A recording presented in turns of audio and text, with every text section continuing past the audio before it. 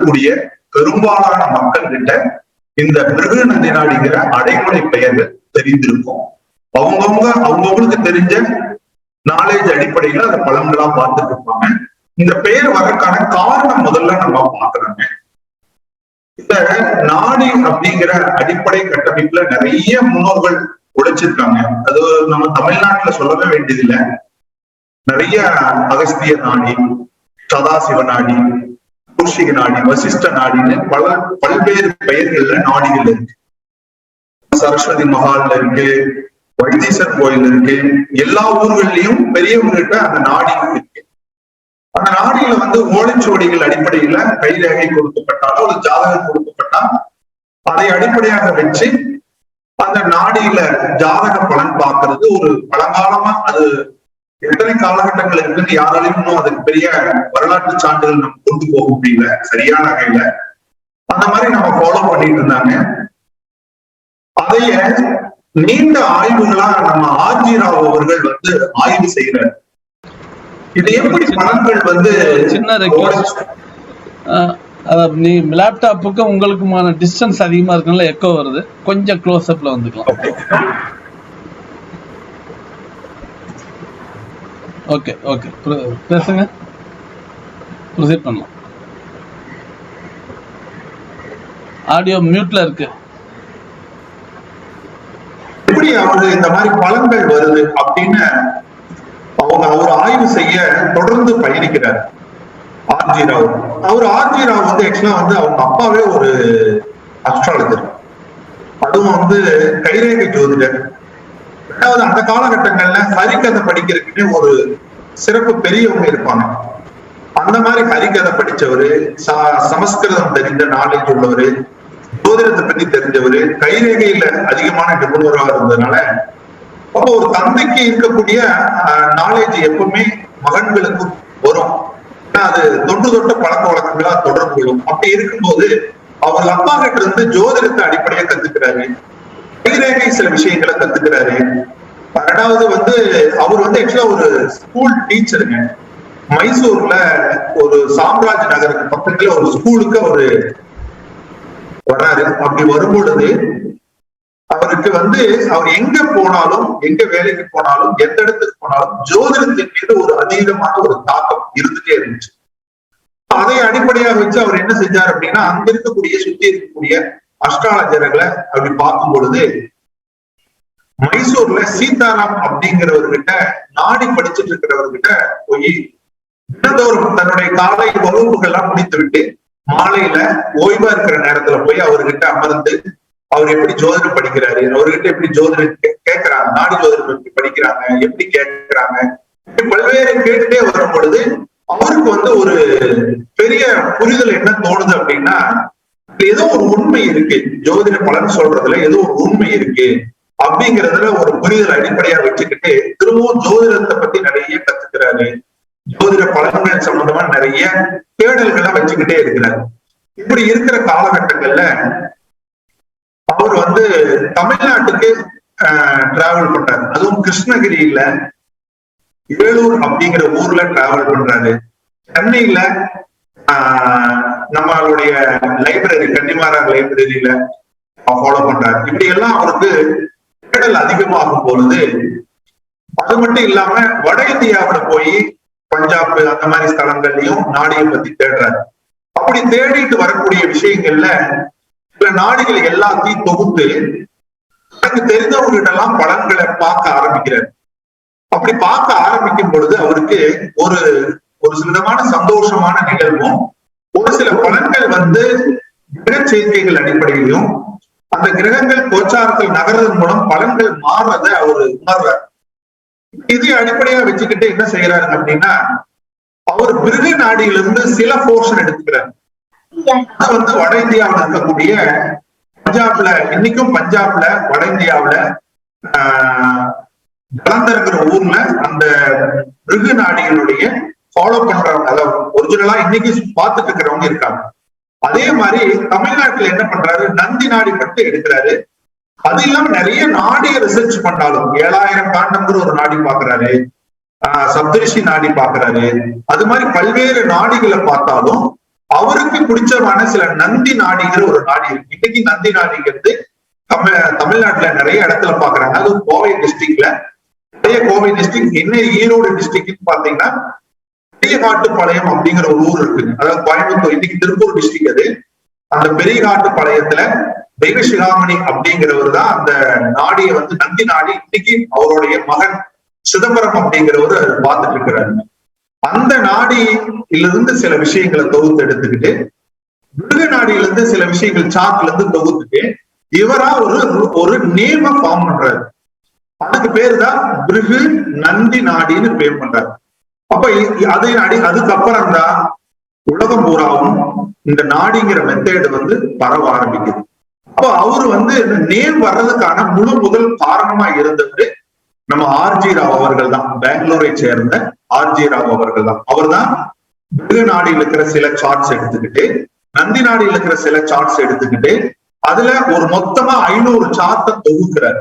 அந்த 500 சார்ட்டுக்கும் எக்ஸ்பிளனேஷன் எழுதுறாரு. அது முதல்ல கன்னடத்துல எழுதி, அதுக்கப்புறம் ஆங்கிலத்துல எழுதி, அதுக்கப்புறம் இன்னைக்கு நிறைய லாங்குவேஜ்ல அது டெவலப் ஆயிருக்கு. இப்படி 500 சார்ட் கொண்டது பிருகு நந்தி நாடி 500 சார்ட் அப்படின்னு. அது மாதிரி இல்லாம நிறைய புத்தகங்கள், பிருகு நந்தி நாடி செயற்கை பலன்கள், கோச்சார பலன்கள் அப்படின்னு, அடிப்படை நாடி ஜோதிட பலன்கள், இப்படி பல்வேறு புத்தகங்களாகவும் அவர் வெளியிடுறாரு.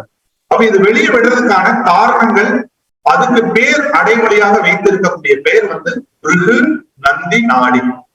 அதைதான் நாம இன்னைக்கு எல்லாருமே அதை பயன்படுத்திட்டு வர்றாங்க. இந்த பிருகு நந்தி நாடி என்பது அவர் புரிந்த, அவர் எங்களுக்கெல்லாம் டீச் பண்ண ஒரு ஐடியா என்ன, அவர் சொல்ல விஷயம் என்னன்னா, இதுக்கு முக்கியமானது கிரக சேர்க்கைகள் தான்.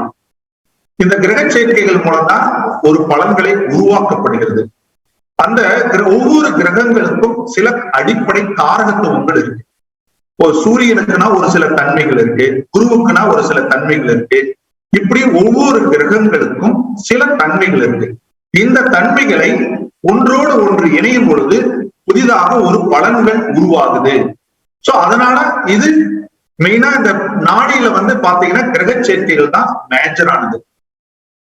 அது எப்படி உருவாக்குது அப்படிங்கிறது நம்ம இந்த செஷன்லயே அப்படியே நம்ம பார்ப்போங்க.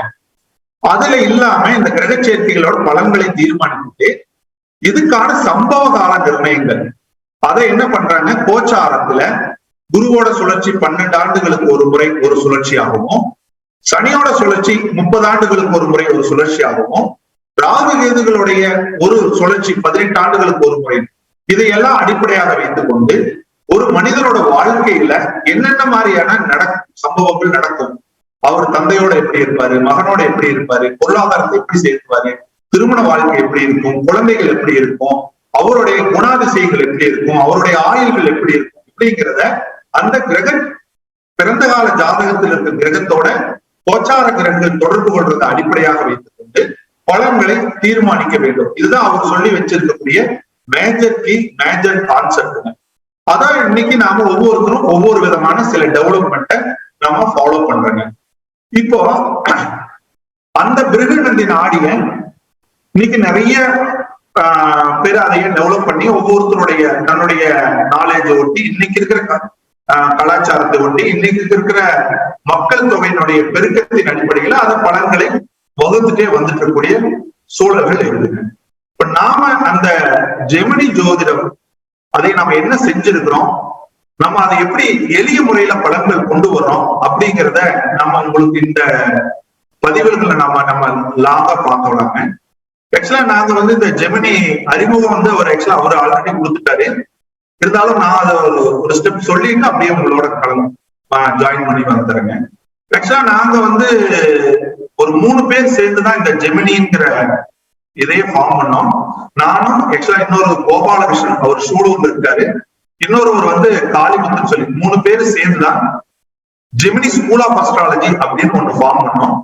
ஃபர்ஸ்ட் அந்த ஜெமினி ஸ்கூல் ஆஃப் அஸ்ட்ராலஜில இருந்து ஜாமகோல் பிரசன்னம் அப்படிங்கறத நாங்க நடத்த ஆரம்பிச்சோம். கிட்டத்தட்ட இன்னைக்கு அது வந்து ஒரு 50 வகுப்புக்கு மேல கொண்டு வந்திருக்கோம். ஒவ்வொரு வகுப்புலையும் 25-30 மாணவர்கள், இப்போ ஆன்லைன்ல ஒரு 70-75 மாணவர்கள் வரைக்கும் படிச்சுட்டு இருக்காங்க ஒவ்வொரு வகுப்புக்கும். அதுக்கப்புறம் தான் பிருகு நந்தி நாடி வகுப்பு கொண்டு வந்தோம். அதுக்கப்புறம் ப்ரெடிக்டிவ் அஸ்ட்ராலஜி வகுப்பு கொண்டு வந்தோம். இந்த ஜெமினி ஸ்கூல்ல இருந்து நாங்க ஒரு 4 புத்தகங்கள், நாடி ஜோதிடம், ஜெமினியின் நாடி ஜோதிடம், ஜெமினியின் ஜாமக்கோள் பிரசன்னம், ஜெமினியின் கோச்சார நாடி, ஜெமினியின் பஞ்சாங்க நுணுக்கங்களை புத்தகங்களை வெளியிட்டேன். அது மட்டும் இல்லாம நாம சாப்ட்வேரா மென்பொருளாவே இந்த ஜோதிட பலன் சொல்றதுக்கு எளிமையா இருக்கிறதுக்கு, ஜோதிட பலன்களை தவறுகள் வராம இருக்கிறதுக்கு, ஈஸியா மேனுவலா கால்குலேட் பண்ற டைமை குறைக்கிறதுக்காக நம்ம சாப்ட்வேரா வந்து ஜெமினி நாடி சாப்ட்வேர், ஜெமினி ஜாமக்கோள் software, Gemini marriage matching software அப்படின்னு, அது இல்லாம அடிஷனலா நியூமராலஜி சாப்ட்வேரும் நம்ம பண்ணிட்டு. இப்ப நாம ஜெமினில என்ன பண்ணணும் அப்படின்னா, நாங்க நீண்ட காலமா ஒரு ஜோதிடத்தின் பயணத்தில் இருக்கும் பொழுது நாங்க நாடி கத்துக்க வேண்டிய ஒரு நிலைகள் வந்தது. எங்க தாத்தா எங்க தாய்மாமன் எல்லாம் பாரம்பரிய ஜோதிட முறை கற்றுக் கொடுத்திருந்தாங்க. அதை அடிப்படையாக வச்சுதான் நாங்க பழங்கள் பார்த்துட்டு வந்தோம். அதுக்கப்புறம் நாங்க கேபி முறைகள் பழங்களை கத்துக்கிட்டு அது முறையும் பார்த்துட்டு இருந்தோம். அப்படி பார்க்கும் பொழுது எல்டி துரைசாமி அவர்களை ஒரு முறை நான் அவங்க வகுப்புகளை கலந்துக்க வேண்டியது வந்து அவர்கிட்ட நாம படிச்சோம். அவர்கிட்ட இருந்து படிச்ச பல விஷயங்கள் கத்துக்கிட்டு இருக்கிற அதே நேரத்துல இதோட மூல குரு வந்து ஆர்ஜி ராவ் அவர்கள் தான் அப்படிங்கிறது தெரிஞ்சதுக்கு அப்புறம் நேரடியாக அவரிடமே ஒரு 15 நாட்கள் பெங்களூர்லயே தங்கி அவர்கிட்ட நாடிய பத்தின பல்வேறு ரகசியங்களை, பல்வேறு முறைகள், அவர் எப்படி கத்துக்கிட்டாரு, அவர் எப்படி பாக்குறாரு, அவருடைய சூட்சங்களை வந்து நேரடியாகவே அங்கிருந்து கத்துக்கிட்டு அதுக்கப்புறம் நாம ஜெமினில நாம டிராவல் பண்ணோம். இப்ப பலன்கள் பார்க்கும் பொழுதுங்க, நம்ம நாடி ஜோதிடத்துல பலன்கள் பார்க்கும்போது கிரக சேர்க்கைகள் பலன் சொல்லும் போது பாத்தீங்கன்னா, ஒரு ராசியில 4 கிரகங்கள் இருந்துச்சு அப்படின்னா அந்த 4 கிரகங்களையும் கோர்வையாகவோ அல்லது இணைத்தோ பலன்கள் சொல்லிட்டு வந்தோம். நாங்களும் அதே மாதிரியான சில பலன்களை சொல்லிட்டு வந்தோம். அப்படி சொல்லிட்டு வரும் பொழுது வந்து பாத்தீங்கன்னா, சில இடங்கள்ல அந்த பலன்கள் நடைமுறைக்கு வராமலே இருந்துச்சு. சில இடங்கள்ல அதுல சில பலன்கள் மாறி வரக்கூடிய வாய்ப்புகளும் உருவாச்சு. சோ இதுக்கப்புறம் நாங்க எங்களுடைய ஜோதிட பயணத்துல வெற்றி அடைவதற்கு மிக முக்கியமான காரணம் என்னன்னா, நாங்க 3 ஜோதிடர்களும் நண்பர்களும் சேர்ந்து என்ன பண்ணுவோம்னா, காலையில இருந்து மாலையில பார்க்கக்கூடிய ஜாதகங்களை இரவுல முழுக்க 1 மணி 12 மணி வரை அந்த ஜாதகத்துல டிஸ்கஸ் பண்ணிட்டே இருக்கும். இந்த மாதிரி ஜாதகம் ஒவ்வொருத்தரும் ஒவ்வொரு ஏங்கிள் இருந்து ஜாதகம் வரும். இந்த ஏங்கிள்ல ஒரு ஜாதகத்தை வந்துச்சு, இப்படி ஒரு ஜாதகம் வந்துச்சு, இப்படி பலன்களை வந்து நாங்க டிஸ்கஸ் பண்ண தவறுகளை குறைக்க ஆரம்பிச்சோம். அப்ப இதுல வந்து ஒரு ஒழுங்குமுறை பண்ண வேண்டும் அப்படிங்கிறதுக்காக நம்ம ஃபர்ஸ்ட் வந்து ஸ்டடிஸ் பண்ணது என்னன்னா, கிரகங்களுடைய காரகத்துவங்களை முதல்ல ஸ்டடி பண்ணுவோம். அது எங்கெங்கெல்லாம் அந்த கிரக காரகத்துவங்கள், அது வெஸ்டர்ன் அஸ்ட்ராலஜி இருந்தாலும் சரி, பழைய வேதிக் அஸ்ட்ராலஜி இருந்தாலும் சரி, நம்ம பழைய தமிழ் முறைப்படி இருக்க குமாரசாமியம் இருக்கு, அந்த மாதிரி பழைய நூல்கள் இருக்கக்கூடிய நூல்கள் இருக்கக்கூடிய கிரகங்களுடைய காரகத்துவங்களை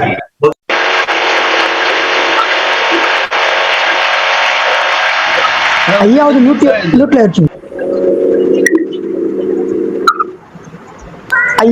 ஆயிடுச்சுங்க சார். உங்க இது மியூட்ல இருக்கு. இந்த இடையில யாரும் அன்மியூட் பண்ண வேண்டாம் ப்ளீஸ். அதனால இந்த டிஸ்டர்பன்ஸ் வருது, கொஞ்சம் ஒத்துழைங்க. அப்படி இருக்கும் பொழுது கிரக காரகத்துவங்களை ஃபர்ஸ்ட் நாங்க ஸ்டடி பண்ணோம். கிரக காரகத்துவங்கள் வந்து பாத்தீங்கன்னா நிறைய இடங்கள்ல வந்து பாத்தீங்கன்னா மாறுபட்ட காரகத்துவங்கள் ஒரு சம்பவங்களுக்கு, அதாவது ஒரு சம்பவங்களுக்குன்னா ஒரு எக்ஸாம்பிள் சொல்றேன். ஒருத்தருக்கு வேலையில ப்ரமோஷன் கிடைக்கணும் அப்படிங்கிற ஒரு இடத்தை கொடுக்குறோம். அது ஒரு அரசாங்க வேலையை நாம வச்சுக்குவோம்.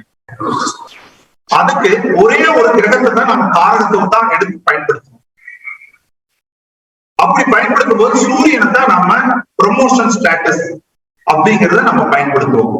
அரசாங்க வேலையில ஒருத்தர் ப்ரமோஷன் அடையணும்னா எந்த கிரகத்தை நாம கவனிக்க வேண்டும் அப்படிங்கிறதுல முதல்ல நாம கவனிக்க வேண்டிய விஷயம் சூரியன். இந்த மாதிரி ஒரு எக்ஸாம்பிளுக்காக சொல்றேன். இப்படி ஒரு சம்பவங்களை நிர்ணயிக்கிறதுக்கு முன்னாடி கிரகங்களை இவர்கள் இந்த வேலையைத்தான் செய்வார்கள் அப்படிங்கிற வரைமுறைப்படுத்தல நாங்க ரொம்ப தெளிவானோம். அது 9 கிரகங்களுக்கும் நம்ம வரைமுறைப்படுத்துறதுல தெளிவானோம். இப்போ ஒருத்தர் ஒரு நாட்டுல இருந்து இன்னொரு நாட்டுக்கு டிராவல் பண்ணணும், ஒரு இடத்துல இருந்து இன்னொரு இடத்துக்கு டிராவல் பண்ணணும்னா இந்த டிராவல் அப்படிங்கிறது சந்திரன். அதையே நம்ம ஒரு வரைமுறை கரெக்டா சரியா கொண்டு வரோம். அதே மாதிரி ஒருத்தர் ஒரு மாநிலம் விட்டு, ஒரு நாடு விட்டு, ஒரு மாவட்டம் விட்டு ஒரு நாடு விட்டு போகும் பொழுது அதுக்கு ராகு கேதுகளோட சம்பந்தப்படுத்தி தான் நம்ம பார்ப்போம். இப்படி 9 கிரகங்களை ஒரே மாதிரி வேறு வேறு தொடர்புகளை பயன்படுத்தாம அதை சரியா சிக்னிபிகேட் பண்றோம். அப்படி 9 கிரகங்களுக்கும் சரியான காரகத்துவ புரிதல் ஏற்படுத்திட்டா ஜோதிட பலன் சொல்ற இடத்துல தவறுகள் குறைய ஆரம்பிச்சது ஃபர்ஸ்ட். அதுக்கு அடுத்தது ராசி காரகத்துவங்கள். நமக்கு நாடி ஜோதிடத்துல வந்துங்க பாவத்தை நம்ம பயன்படுத்துறது இல்ல, லக்கணத்தை பயன்படுத்துறது இல்ல, ராசி காரகத்துவங்களும் கிரக காரகத்துவங்கள் தான் நாடி ஜோதிடத்தினுடைய முக்கியமான ஆணி பேர்.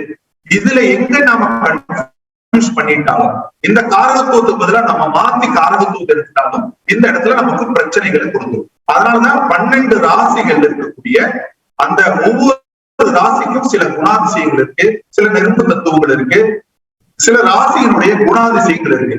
இதையே நாம புரிஞ்சுக்கிட்டாதான் 12 ராசியினுடைய தன்மைகள் தெளிவா புரிஞ்சுக்கிட்டாதான் நாம 9 காரகத்துவங்களை இந்த 12 ராசிக்குள்ள வச்சுதான் நாம பலன்கள் கிரக சேர்க்கைகளை பார்ப்போம். இப்போ உதாரணத்துக்குங்க ஒரு சுக்கிரன் அப்படிங்கிற ஒரு கிரகத்தை எடுத்துக்குவோம். ஒரு எக்ஸாம்பிளுக்கு இது பொதுவா வந்து பாத்தீங்கன்னா ஒரு ஆணுக்கு பார்க்கும் பொழுது அவரோட மனைவிக்கு முதல் காரகத்துவமா நம்ம எடுத்துக்குவோம். அப்படி எடுக்கும்போது வந்து பாத்தீங்கன்னா அதோட கேது சம்பந்தப்பட்டதுன்னு வச்சுக்கோங்க. இப்ப இவங்களுக்கு சுக்கிரன் கேது சேர்க்கை இருக்குன்னு நாம சொல்லுவோம். இது ஒரு ஆணோட ஜாதகத்துல சுக்கிரன் கேது சேர்க்கை இருந்தா அவர்களுக்கு மன வாழ்க்கையில பிரச்சனை அப்படிங்கிற ஒரே ஒரு அடைமொழியை தான் சொல்லுவோம். ஆனா அது என்ன பிரச்சனை, எப்படி பிரச்சனை வரும், யார் மூலம் பிரச்சனை வரும், எப்ப பிரச்சனை வரும், என்னென்ன என்னென்ன மாதிரி செயல்பாடுகள் மூலம் பிரச்சனைகள் அப்படிங்கிற அந்த பிரித்து பார்க்கக்கூடிய தன்மைகள் வந்து ராசியில இருந்துதான் செயல்படுது. இப்ப உதாரணத்துக்கு வந்து பாத்தீங்கன்னா விருச்சிகத்துல சுக்கிரன் கேது சேர்க்கை இருக்கிறதுக்கும் தனுசுல சுக்கிரன் கேது சேர்க்கை இருக்கிறதுக்கும் ஒரே மாதிரி கிடையாது. ஏன் அப்படி ஒரே மாதிரி கிடையாது அப்படின்னு கேட்டீங்கன்னா சுக்கிரன் கேது என்பது ஒற்றை வார்த்தையில் திருமணம் பிரச்சனை அப்படிங்கறதா இருக்கும். அந்த திருமண பிரச்சனைங்க நிறைய வகையில் இருக்கு. ஒருத்தருக்கு கணவன் மனைவியோட அடிக்கடி சண்டை வாக்குவாதங்கள் இருக்கும். இன்னொருத்தருக்கு கணவன் மனைவியை பிரிஞ்சிருப்பார். இன்னொருவர் ஒரே வீட்டுல வாழ்வாரு, 2 பேரும் பேசிக்க மாட்டாங்க. இன்னொருவர் சமுதாயத்துக்காக வாழ்ந்துட்டு இருப்பாங்க, ஆனா வெளி உலகத்துல சொல்ல மாட்டாங்க. இன்னொருத்தருக்கு மனைவி வந்து நான் கோஆபரேஷனா இருக்கு. இன்னொருத்தருக்கு மனைவிக்கு உடல்நலம் பாதிக்கப்பட்டிருக்கு. இன்னொருத்தருக்கு மனைவி மென்டல் அஃபெக்ஷன் இருக்கு. இப்படி வெரைட்டி ஆஃப் பிரச்சனைகள் ஒரே சுக்கிரன் கேது சேர்க்கைக்கு நம்ம ஒரே விதமான பலன்களை கொண்டு போகவே முடியாது. இப்படி ஒரு சுக்கிரன் கேது சேர்க்கையை எடுத்துட்டீங்கன்னா அது 100 விதமான பலன்கள்ல அதுக்குள்ள பிரிக்கலாம்.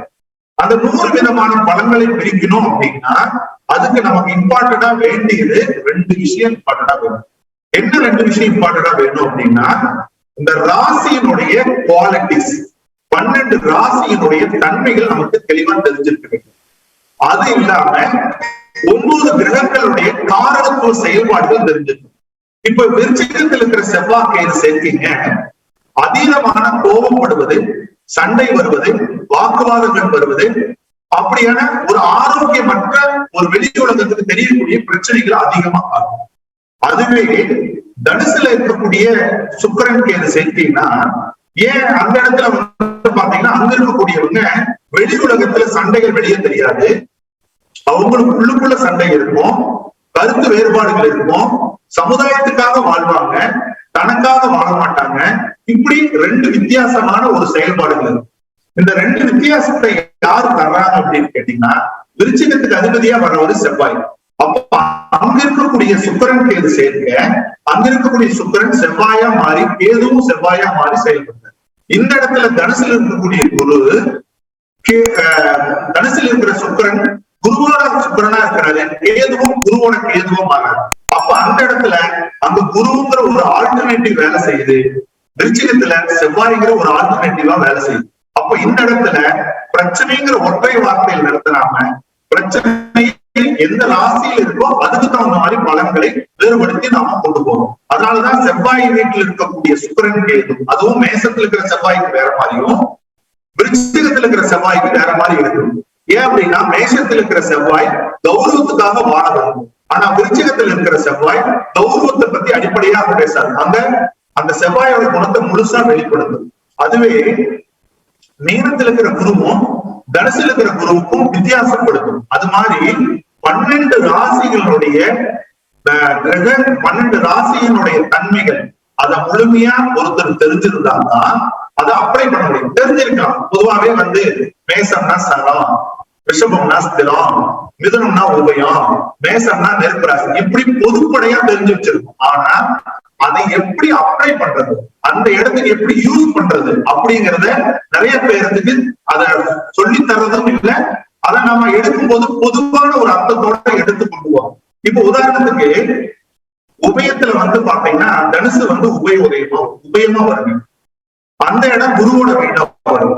அது காலபுருஷனுடைய 9வது வீடா வரும். இப்ப இந்த இடத்துல பாத்தீங்கன்னா இந்த உபயம் என்றது இன்னொருத்தரோட, ஏதாவது ஒருத்தரோட ஆளுமையில இவங்க ஃபேமிலியை ரன் பண்ற மாதிரி சூழல்.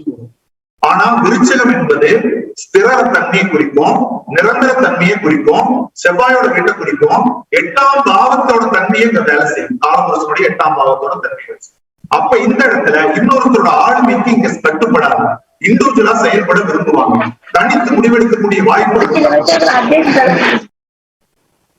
அப்ப தனுசு வீட்டில் இருக்கக்கூடிய குருக்கு ஒரு ஆலோசனை சொல்ற நபர் அல்லது அறிவுரை சொல்லக்கூடிய நபர் மற்றவர்களை கேட்டு கொஞ்சம் பொறுமையா வேலை செய்யக்கூடிய செயல்பாடுகள் வந்துடும்.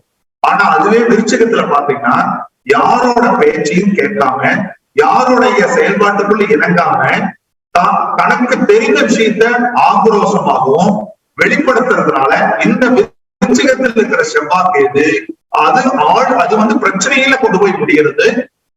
தனுசில் இருக்கிற சுக்கிரன் கேது பிரச்சனையா இருந்தாலும் வெளி உலகத்துக்கு தெரியாத பிரச்சனைகளா கொண்டு போகும். அப்போ இந்த இடத்துல நாம ஜோதிட பலன் சொல்ல வேண்டிய இடத்துல நாம ரொம்ப தெளிவா இருக்க வேண்டிய விஷயம் எதுன்னா 12 ராசியினுடைய முழுமையா தெரிஞ்சிருக்க வேண்டும்.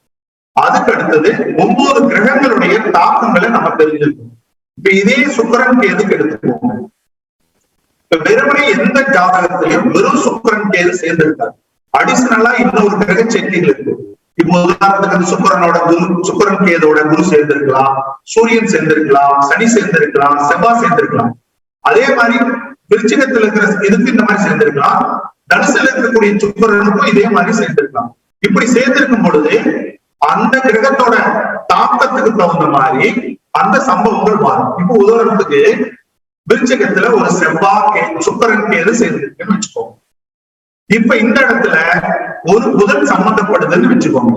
அப்ப இந்த இடத்துல என்ன மாதிரி சம்பவங்கள் விளைவிக்கும் அப்படின்னா, இந்த சுக்கிரன் என்பது மனைவி, கேது என்பது பிரச்சனை, புதன் என்பது மனைவிக்கு வேறு ஒரு புதிய நண்பர்களை தேடிக்கொள்ளக்கூடிய தன்மையை கொடுத்தது. அப்ப இந்த இடத்துல பிரிவினை உறுதியாகிற மாதிரி செயல்பாடுகளை கொடுத்தது. ஆனா அதே சமயத்துல இந்த சுக்கிரன் கேது அதுக்கப்புறம் புதன் அதுக்கப்புறம் செவ்வாய் வர்றாருன்னு வச்சுக்கோங்க ஒரு உதாரணத்துக்கு. அப்போ சுக்கிரன் மனைவி, கேது பிரச்சனை, பிரிவு, வாழாநிலை, கட் பண்ணக்கூடிய நிலை, புதன் வேறு நண்பர், உடனே செவ்வாய் வந்துச்சு அப்படின்னா இந்த நண்பர்களோட சேர்ந்து பிரச்சனை பண்ணக்கூடிய வாய்ப்புகள் கொடுத்துரும். இப்ப நீங்க நிறைய பேர் இடத்துல பாருங்க, இந்த இடத்துல இருந்து ஒரு அபத்தமான ஒரு செய்தி கொண்டு வரேன்னு நினைக்காதீங்க.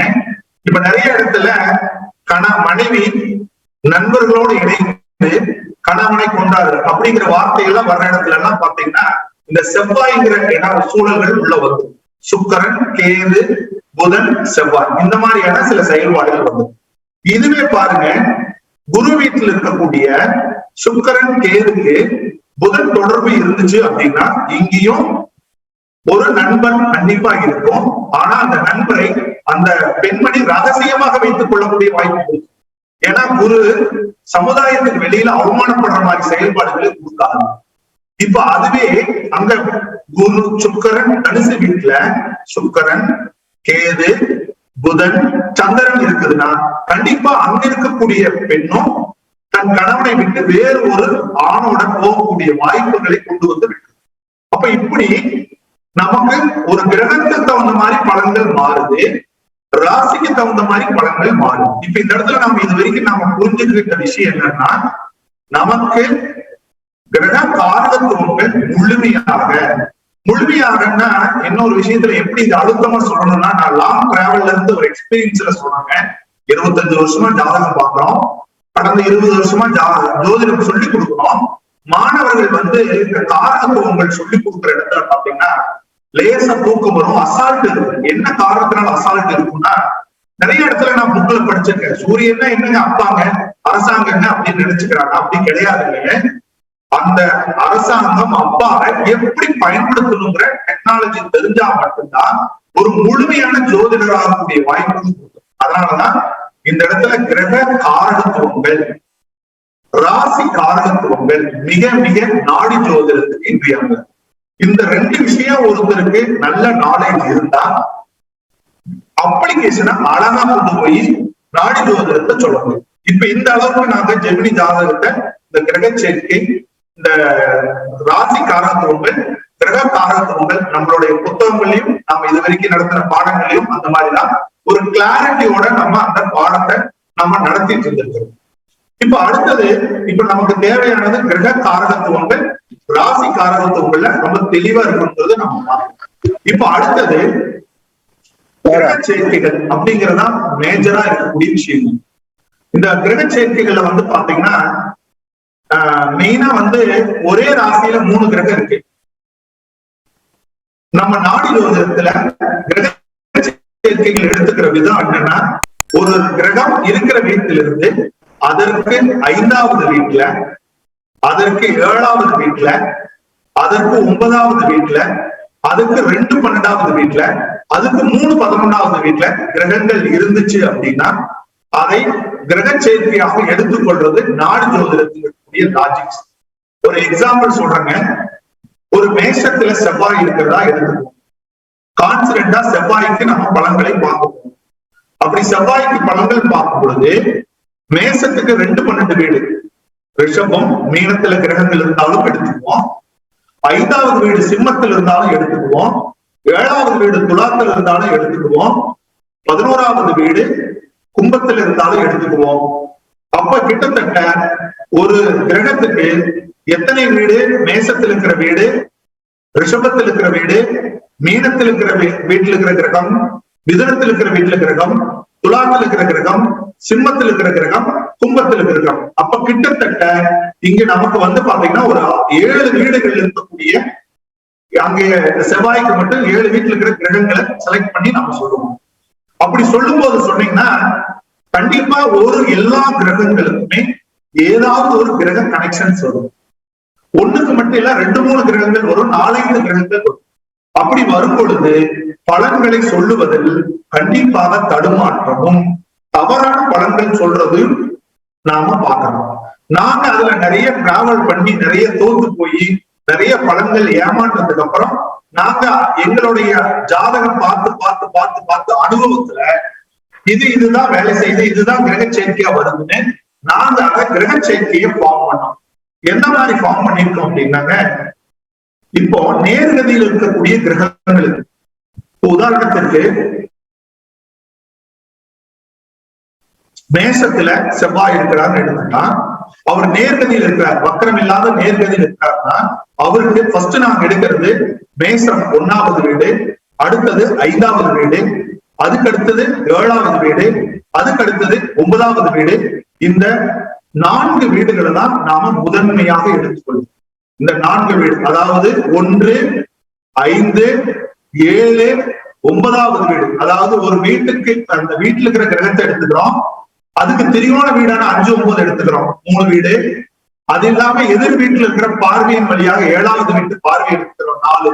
இந்த 4 இதைத்தான் நாம கிரக சேர்க்கையாக எடுத்துக்கொள்கிறோம். 2 12 எப்படி எடுத்துக்கிறோம் அப்படிங்கிறதையும் சொல்லிடுறேன். இப்ப உதாரணத்துக்கு 2வது வீட்டுல இந்த 4 வீட்டுல கிரகங்கள் இல்லைன்னா, மேசம் சொல்றாங்க, சிம்மத்திலேயோ துலாத்திலேயோ தனுசுலயோ எந்த கிரகமும் இல்லைன்னா இந்த மேசத்தில் இருக்கிற செவ்வாய்க்கு 2வது வீட்டுல ரிஷபத்தில் இருக்கிற வீட்டுல இருக்கக்கூடிய கிரக சேர்க்கையை எடுத்துக்கொள்வோம். மத்தபடி இந்த 5வது வீட்லயும் 7வது வீட்லயும் 9வது வீட்லயும் கிரகங்கள் இருந்துட்டா நாம ஜெமினியின் நாடி ஜோதிட விதிப்படி எடுத்துக்கிறது இல்லை. சப்போஸ் செவ்வாய் வக்கரமாக இருக்கும் பட்சத்தில் இங்கு 12வது வீட்டில் இருக்கக்கூடிய கிரக சேர்க்கைகளை பலன்களாக எடுத்து, அப்ப இந்த இடத்துல என்ன பண்றோம்னா 5, 7, 9 கிரகங்கள் இல்லை என்றால் மட்டும்தான் 2வது வீடை எடுத்துக்கொள்வோம். எந்த கிரகத்துக்கு பாக்குறோமோ அந்த கிரகம் வக்கரமடைந்தால் மட்டும்தான் 12வது வீட்டை பார்க்கணும். இப்போ நமக்கு ஒரு ஆர்டர் வைஸ் வந்துருச்சு. இதுல 3வது வீடு 11வது வீடு நம்ம என்ன பண்றோம்னா நேரடி பலன்களை உருவாக்குவதற்காக எடுத்துக்கிறோம். ஒரு எக்ஸாம்பிள் சொல்றேங்க. மேஷத்துல செவ்வாய் இருக்கிறாரு, மிதுனத்துல குரு இருக்கிறாருன்னு வச்சுக்கோங்க. இந்த இடத்துல செவ்வாய் குரு சேர்க்கையாக எடுத்துக்கொள்வதில்லை.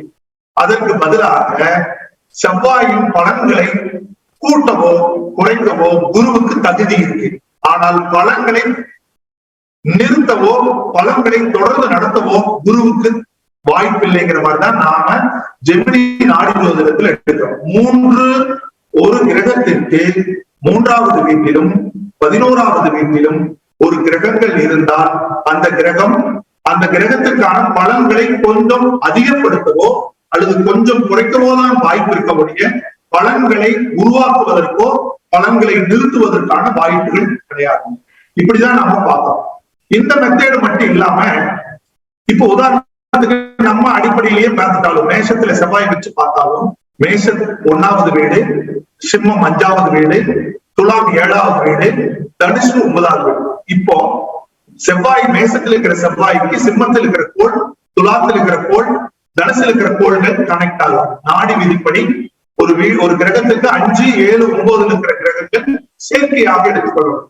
இப்போ 1வது வீட்டுல ஒரு கோள் இருக்கு, 5வது வீட்டுல 2 கோள் இருக்கு, 7வது வீட்டுல ஒரு கோள் இருக்கு, 9வது வீட்டுல ஒரு கோள் இருக்குன்னா மொத்தமா எத்தனை கோள்கள் வந்தாலும் ஒரு 5 கோள்களாவது ஒரு கிரகத்துக்கு வந்துடும். அப்ப 5 கோள்களும் ஒரு சம்பவத்தை செய்யுமா? ஒரு எக்ஸாம்பிள் சொல்றேன். இப்ப செவ்வாய் மேசத்துல இருக்கு, கேதுவும் தொடர்பு கொள்றாரு, குருவும் தொடர்பு கொள்றாரு, சனியும் தொடர்பு கொள்றாரு, புதனும் தொடர்பு கொள்றாரு. இப்ப இந்த 4 வேலையும் செய்வாங்களா? அப்ப கேதுனா கடை, குருனா நன்மை, அப்போ புதன்னா ஒரு நண்பர், புது முயற்சி, சந்திரனா பயணம். இப்படி 4 வேலையும் ஒரு கிரகத்துக்கு ஒரே காலகட்டத்தில் நடக்குமா அப்படின்னா கிடையாது. அது தவறான நிலையில போட்டு நாங்க இது என்ன பண்றோம்னா 9 கிரகங்களுக்கு பாதைகள் அமைத்துக் கொள்கிறோம். 9 கிரகங்களுக்கும் டிகிரியை நாம போட்டுக்கிறோம். அப்படி போடும் பொழுது இந்த செவ்வாய் 5 இருக்கிற கோள், 7 இருக்கிற கோள், 9 இருக்கிற கோள் அல்லது 1 இருக்கிற கோள் யாராவது ஒருவர் தான் தொடர்பு கொள்வாங்க. அப்படி யாரும் ஒருவர் தொடர்பு கொள்றதை வச்சு அந்த ஒரு கோள் தான் முதல்ல எடுத்துக்கணும். அதுக்கு நாம என்ன பண்றோம் அப்படின்னா இந்த இடத்துல 3 டிவிஷனா கொண்டு வரோம். எப்படி கொண்டு வரோம்னா மையக்கோள், பிரதான கோள், உபகோள், 3 கான்செப்டை ஜெமினி நாடி ஜோதிடத்துல கொண்டு வரோம். மையக்கோள் என்னன்னா நீங்க என்ன காரணத்துக்காக ஒருவருக்கு பலனை பார்க்க போறீங்களோ, உதாரணத்துக்கு ஒரு இடம் வாங்க போறீங்க அப்படின்னா இடத்துக்கான காரக கிரகம் செவ்வாய், மொத்தமான நிலத்துக்கு காரகன் செவ்வாய், காலி 3 சென்ட் 5 சென்ட் நிலங்கள் புதன், கட்டடத்துக்கு சுக்கிரன். அப்ப நாம பார்க்க போறது ஒரு பூமி வாங்க போறோம் அப்படின்னா அதுக்கு கான்சிடென்டா ஒரு பிளானெட்டை செலக்ட் பண்ணோம்னா செவ்வாய் தான் செலக்ட். அதனாலதான் செவ்வாய் மையக்கோள் அப்படின்னு அடிப்படையை வச்சுக்கணும். இந்த மையக்கோளுங்கிறது உதாரணத்துக்கு அரசாங்க வேலையை தேடுறேன் அப்படின்னா அரசாங்க வேலைக்கான காரக கிரகம் சூரியன், அவருதான் மையமா செய்யணும். இப்போ ஒரு ஆண் திருமணத்துக்கான ஒரு வேலையை தொடங்குறாரு அப்படின்னா அதுக்கு எந்த கோளை தொடர்பு கொள்வாரு அப்படின்னா சுக்கிரனை தொடர்பு கொள்வார். அப்ப எந்த காரகத்துவத்தை நீங்க பயன்படுத்துறீங்களோ, எந்த சம்பவத்துக்காக ஒரு கிரகத்தை எடுக்கிறீங்களோ அந்த கிரகம் தான் மையக்கோள். அதனாலதான் செவ்வாய் இந்த இடத்துல நம்ம மையக்கோளாக பார்க்கணும். இந்த அடுத்தது பிரதான கோள் அப்படின்னு ஒண்ணு எடுக்கிறோம். இந்த பிரதான கோள் என்னன்னா இந்த மேசத்துல இருக்கிற செவ்வாய்க்கு மேசத்திலையும் கோள்கள் இருக்கலாம், 5வது வீட்டுல சிம்மத்திலையும் கோள்கள் இருக்கலாம், துலாத்திலையும் கோள்கள் இருக்கலாம், தனுசிலையும் கோள்கள் இருக்கலாம். இந்த 4 வீட்டில் இருக்கக்கூடிய கோள்கள்ல யார் பாகையில இந்த கிரகத்தோட பக்கமா இருக்கிறாங்களோ அவங்கதான் பிரதான கோளாக செயல்படுவாங்க. இந்த பிரதான கோளோட வேலை என்னன்னு கேட்டீங்கன்னா, உதாரணத்துக்கு செவ்வாய்க்கு பக்கத்துல கேது வர்றாருன்னு வச்சுக்கோங்க. இப்ப எடுத்த உடனே அவருக்கு நிலம் வாங்க போனா தடையாயிரும், எடுத்த உடனே நிலம் வாங்க போனா வழக்குகளும்.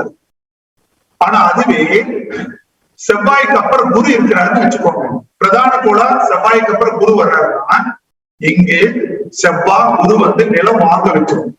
கேது வந்ததுன்னா நிலத்தை வாங்கி அனுபவிக்கும் போது பிரச்சனை.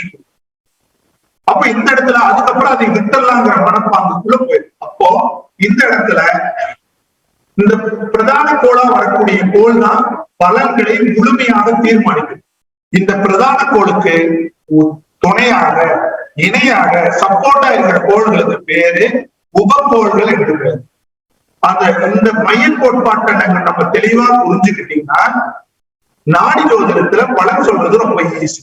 எப்படி நாம எந்த விஷயத்துக்காக பலன்களை தேர்ந்தெடுக்க போறோமோ, இப்ப உதாரணத்துக்கு ஒருத்தர் தொழிலை பத்தி கேட்க வராரு அப்படின்னா தொழிலுக்கு கார கிரகம் சனி. அப்ப இந்த இடத்துல சனி மையக்கோளாக செயல்படும். அப்போ சனி என்ன மாதிரி தொழில் செய்ய போறாரு, எப்படி தொழில் செய்ய போறாரு, அந்த தொழிலை எந்த காலகட்டம் வரைக்கும் செய்ய போறாருங்கிறத முதல்ல தீர்மானிக்கிறது பிரதான கோள். இப்ப உதாரணத்துக்கு மேசத்திலேயே சனி இருக்கிறதா வச்சுக்கோங்க. இப்ப இந்த இடத்துல மேசத்துல சனி இருக்குன்னா அடுத்தது உடனே குரு இருக்கிறாருன்னு வச்சுக்கோங்க. இது பிரதான கோளா குரு வர்றாரு. அப்ப சனி பிளஸ் குருன்னு எடுத்துட்டா இந்த இடத்துல கண்டிப்பா அவருக்கு தொழில எடுத்தவுடன் வெற்றி கிடைக்கும், தேடினுடன் வேலை கிடைக்கும். இது நாடியில நம்ம வச்சிருக்கக்கூடிய லாஜிக். இப்ப உதாரணத்துக்கு சனிக்கு அப்புறம் பிரதான கோளா கேது வந்துடுறாருன்னு வச்சுக்கோங்க, அதுக்கப்புறம் குரு உபகோளா வர்றாருன்னு வச்சுக்கோங்க. அப்ப இந்த இடத்துல வேலை தேடும் போது கிடைக்காது, எடுத்தவுடன் தோல்வி கிடைக்கும். அப்ப முதல்ல ஒரு வேலை தோல்வி அடைந்து முதல்ல ஒரு ஏமாற்றத்தை கொடுத்து ரெண்டாவது குரு இருக்கிறாருன்னு வச்சுக்கோங்க, அப்ப முதல் தோல்விக்கு அப்புறம் வெற்றி கிடைக்கும். அப்ப இந்த பலன்களை முதல்ல தோக்குறாரா, ரெண்டாவது தோக்குறாரா, அடுத்து இந்த பலனோட பரிணாமம் எப்படி மாறப்போகுது அப்படிங்கிற விஷயத்த நம்ம தெரிஞ்சுக்கணும்னா கணிதம், நாடி ஜோதிடத்துல கிரக சேர்க்கை கணிதம் ரொம்ப ரொம்ப இம்பார்ட்டன்ட். அதை நாம இந்த மையக்கோள், பிரதான கோள், உபகோள்னு பிரிக்கிறோம். இதை எப்படி பிரிக்கிறோம் அப்படின்னா டிகிரி வைஸ்ல யாரு பக்கமா ஆர்டர் வைஸ்ல இருக்காங்களோ அவங்களத்தான் நம்ம ஃபர்ஸ்ட், செகண்ட், தேர்ட் அந்த மாதிரி பிரிக்கிறோம். அப்படி பிரிக்கும் போது ஆட்டோமேட்டிக்கா நமக்கு பலன்களை தீர்மானிக்கிற யுக்திகள் நமக்கு ரொம்ப தெளிவா வந்துடக்கூடிய வாய்ப்புகள் நமக்கு அமைந்தது.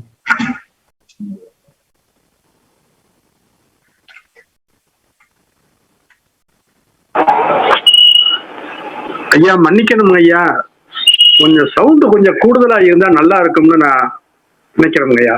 நன்றிங்க. அது ஒன்றும் இல்லை, அது இந்த ஆடியோ செட் இல்லாததுனால கொஞ்சம் எக்கோ வருது. ஓகே சார், கொஞ்சம் லேப்டாப் க்ளோஸா இருந்து பேசுனீங்கன்னா நல்லா இருக்கும். ஓகே.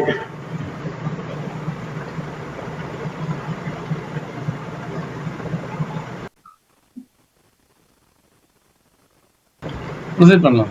Okay sir.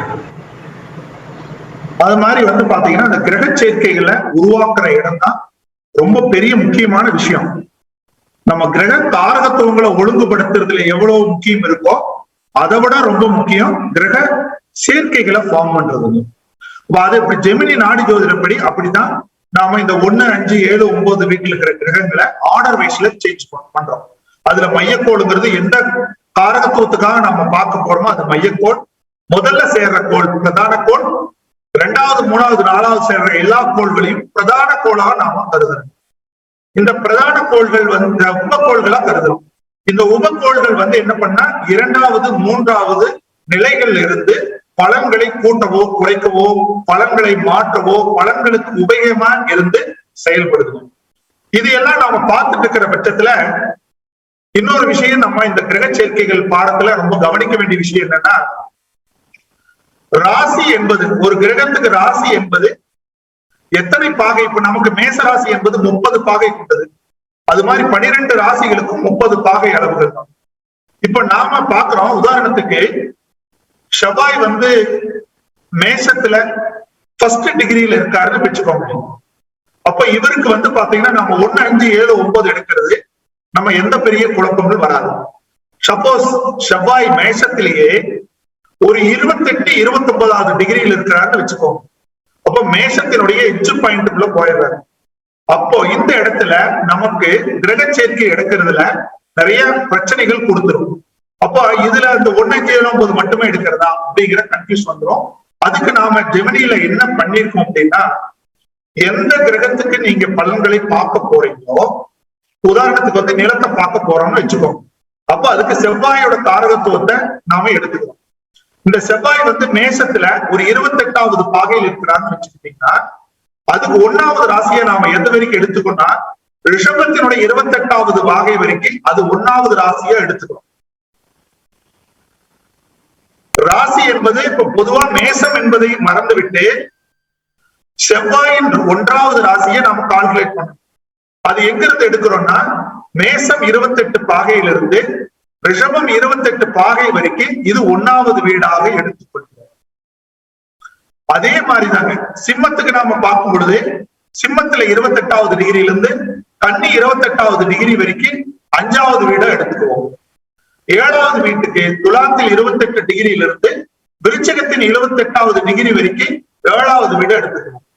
தனுசுக்கு தனுசுல 28வது டிகிரியிலிருந்து மகரத்துக்கு 28வது டிகிரி வரைக்கும் 9வது வீடா எடுத்துக்குவோம். இப்படி எடுத்து அங்க இருக்கக்கூடிய கிரகங்களை ஆர்டர் பண்ணி அதுல யார் ஃபர்ஸ்ட் செகண்ட் செலக்ட் பண்ணி அதை நாம கால்குலேட் பண்றது. இப்ப இதுவே ஒரு எக்ஸாம்பிளுக்கு நான் சொல்றேங்க. இப்ப மேஷத்துல செவ்வாய் 28 டிகிரியில் இருக்கிறார் அப்படின்னா, ரிஷபத்துல யாருமே இல்ல, சிம்மத்துல யாருமே இல்ல, துலாத்துல யாருமே இல்ல, தனுசுல யாருமே இல்ல, மகரத்துல யாருமே இல்ல, விருச்சிகத்துல யாருமே இல்ல. இப்ப மேசத்துல 28 டிகிரியில செவ்வாய் இருக்கிறார். கன்னியில ஒரு 6 டிகிரியில கேது இருக்கிறாருன்னு வச்சுக்கோங்க. கன்னியில 6 டிகிரியில கேது இருக்கிறார். ஆனா நம்ம நாடி முறைப்படி எப்படி பார்ப்போம்னா, 6வது வீட்டை நாம கால்குலேட் பண்றதே கிடையாது. மேசத்துல இருக்கிற செவ்வாய்க்கு கன்னியில இருக்கிற கேதுவை எப்பவுமே கனெக்ட் பண்ண மாட்டோம்.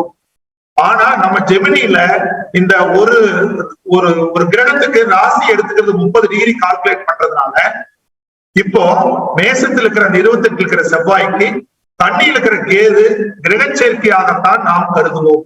இதை செவ்வாய் கேது சேர்க்கையாக எடுத்துக்கொண்டு இவர்களுக்கு நிலம் வாங்க சென்றால் அது நிலம் வாங்குவதில் தடை ஏற்படலாம், வாங்கி அனுபவிக்க முடியாத நிலைகள் கொடுக்கலாம். இதுவே ஒரு பெண்ணாக இருந்தால் கணவனோட வாக்குவாதங்கள், பிரிவினைகள் சம்பந்தமான நிகழ்வுகளை சொல்லலாம். இதுவே இதே மேசத்துல 28 டிகிரியில செவ்வாய், கன்னியில ஒரு 3 டிகிரியில குரு இருக்கிறாருன்னு வச்சுக்கோங்க. இப்ப இந்த இடத்துல மேசத்துல இருக்கிற செவ்வாய், கன்னியில இருக்கிற குரு கிரக சேர்க்கையாக தான் எடுத்துக்குவோம். அது 1.5-9 அடிப்படையில தான் நம்ம கால்குலேட் பண்றோம்.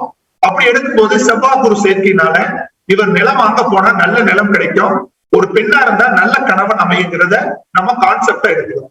இது எப்படி எடுக்கிறோம் அப்படின்னா, மேசத்துல 28 டிகிரியில இருந்து ரிஷபம் 28 டிகிரி ஒரு வீடுங்கிற மாதிரியும், சிம்மம் 28 டிகிரியில இருந்து கன்னி 28 டிகிரி 5வது வீடா எடுக்கும் பொழுது, அப்ப அந்த 5வது வீட்டுக்குள்ள கேதுவும் குருவும் வர்றதுனால அந்த கிரக சேர்க்கைகள் எடுத்துக்கொள்ளும். அப்ப அப்படி அமைக்கும் பொழுதுதான் இங்கு முழுமையான கிரக சேர்க்கைகள் உருவாகிறது, சரியான கிரக சேர்க்கை உருவாகிறது, பலன்கள் சரியாக வருது. இப்போ நாங்க முதல்ல பாரம்பரிய ஜாதகம் பார்க்கும்போது, அதுக்கப்புறம் நாடி ஜோதிட முறை பார்க்கும்போது, இப்ப ஜோதிட பலன்கள் சொல்லும் போது துளி கூட பிசுகாமல், மாற்றம் இல்லாமல் ஒரு கிரக சேர்க்கை பலன் சொன்னா ஆமாங்க அப்படித்தான் நடந்துட்டு இருக்குதுங்க அப்படிங்கிற வார்த்தைகள் எப்படி வருது அப்படிங்கிற எங்க எக்ஸ்பீரியன்ஸ் நாங்க புரிஞ்சுக்கிட்டது இந்த கிரக ஆர்டர் தொகுத்ததுக்கு அப்புறம் தான். நம்ம அந்த 1.5-9 கான்செப்ட் அது ஒரு கிரகத்துக்கு ராசியின் ஒரு 30 டிகிரி அளவை எடுத்துக்கிட்ட கான்செப்ட். இதுவே செவ்வாய் வக்கரமா இருந்தா எப்படி எடுக்கிறது அப்படிங்கிற ஒரு தேவையை நமக்கு புரிதல் இருக்குங்க. இப்ப மேசத்துல இருக்கிற செவ்வாய் 28 டிகிரியில இருந்தா மீனத்துல 28வது டிகிரி வரைக்கும் அது 1வது வீடா தருது. அப்படியே ரிவர்ஸ்ல 1வது வீடு எடுக்கும். ஃபார்வேர்ட்ல இருக்கிற செவ்வாய்க்கு ரிஷபம் 28 வரைக்கும் போவோம், வக்கர கிரகத்துக்கு பின்னாடி 28 டிகிரி வரைக்கும் ஒரு கிரகத்துக்கு ராசியை கால்குலேட் பண்ணும். அதுவே மேசத்துல 1 டிகிரியில ஒரு செவ்வாய் இருக்குது, மையக்கோளா நாம எடுத்துக்கிறோம், இடம் வாங்க போறோம், பூமி வாங்க போறோம், அதுக்கு கிரக சேர்க்கை எடுக்கிறோம்னா மீனத்துல 21வது டிகிரி வரைக்கும் போகும். அப்ப வக்கரமடைஞ்ச செவ்வாய்க்கு மீனத்திலேயே ஒரு குரு இருக்குன்னு வச்சுக்கோங்க, ஒரு 10 டிகிரியில குரு இருக்குன்னா அப்ப செவ்வாய் பிளஸ் குருவாக மாறும். அப்ப இந்த ஜாதகருக்கு நிலம் வாங்க போனா நன்மையான நிலங்கள் அமையும். இல்ல மீனத்துல வந்து கேது ஒரு 25 டிகிரியில் இருக்கிறார் அப்படின்னா அப்ப வக்கரமான உடனே செவ்வாய் வந்து மீனத்துல போய் கேதோட இணைகிறார். அப்ப இந்த இடத்துல செவ்வாய் கேது சேர்க்கை, நிலம் வாங்க போனால் தோல்விகள் ஏற்படும், ஏமாற்றங்கள் வரும் அப்படிங்கிற கான்செப்டை நாம ஈஸியா புரிஞ்சுக்கணும். இது நாம புரிஞ்சுட்டோம்னா ஜோதிட பலன்களை தொகுக்கிறதுல ஒரு பெரிய ஒரு வெற்றி அடையலாம், சரியான பாதைக்குள்ள போகக்கூடிய அமைப்புகள் உங்களுக்கு உருவாகும். இப்ப நாம இது வரைக்கும் நம்ம பார்த்து இருக்கிறதுல கிரக காரகத்துவங்களை ஒழுங்கு பண்ணணும், கிரக சேர்க்கையை ஒழுங்கு பண்ணணும், அந்த கிரக சேர்க்கை எப்படி பண்ணணும் அப்படிங்கிறத நம்ம பார்த்தோம். அதே மாதிரி மையக்கோளு, பிரதான கோளு, உபக்கோளுங்கிற கான்செப்ட் பார்த்தோம். இதையெல்லாம் வச்சுக்கிட்டு ஒரு ஜாதகத்தை முழுமையா பலன்களை தீர்மானிக்க வேண்டும். இதுக்கு நாம என்ன பண்ணணும்னா, ஒரு ஜாதகத்தை நீங்க கையில எடுத்துட்டு ஃபர்ஸ்ட் சூரியன்னா எந்த கோள்களை எல்லாம் ஜாயின் பண்ணிருக்கு, சந்திரனா எந்த கோள்கள் எல்லாம் தொடர்பு கொண்டிருக்கு, வக்கரம்னாலும் வக்கரத்துக்கு அப்புறம் எந்த தொடர்புகள் கொண்டிருக்கு, இது எல்லாம் நம்ம ஒரு லிஸ்ட் அவுட் பண்ணணும். அப்படி லிஸ்ட் அவுட் பண்ணும்போது பலன் சொல்ற இடத்துல வேகமா உங்களுக்கு போயிடும். இப்ப நாங்க எங்க மென்பொருள் கொடுக்கிற இடத்துல உங்களுக்கு அந்த சிக்கல்களே இருக்காது. என்னன்னா எல்லாத்தையும் கால்குலேட் பண்ணி உங்களுக்கு ஒரு டிஸ்பிளே டேபிள்லயே டிஸ்பிளே கொடுத்துருவோம். அப்படி டிஸ்பிளே கொடுக்கும்போது உங்களுக்கு ரொம்ப ஈஸியா இருக்கும். நான் வேணா உங்களுக்கு இது அது ஒரு சேர், ஸ்கிரீன் சேர் வேணா உங்களுக்கு அதை காட்டுறேங்க.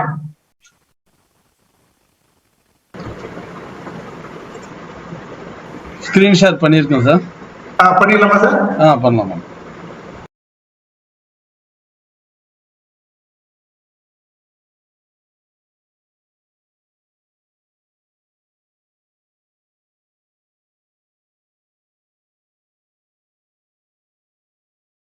சார் தெரியுங்களா சார்?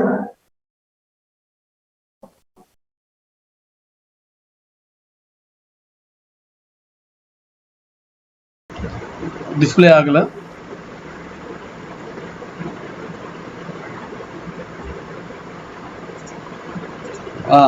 ஷேர் ஆயிருக்கு. தெரியுங்களா சார்? ஓகே, வந்துடும். ஓகே,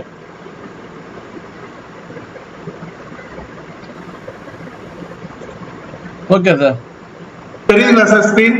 தெரியும் சார், தெரியும் சார். ஓகே, அந்த ஸ்கிரீன்ல வந்து பாத்தீங்கன்னா நாடி காம்பினேஷன் ஒண்ணு இருக்கு பாருங்க.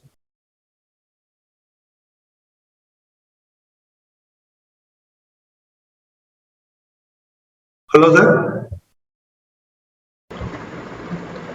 கேக்குது சார். நாடி காம்பினேஷன் இருக்குங்க சார். அதுல நாடி காம்பினேஷன்ல கிரகங்களுக்கு நேரா வந்து ஒரு பட்டியல் மாதிரி ஒண்ணு கொடுத்துருக்கும்.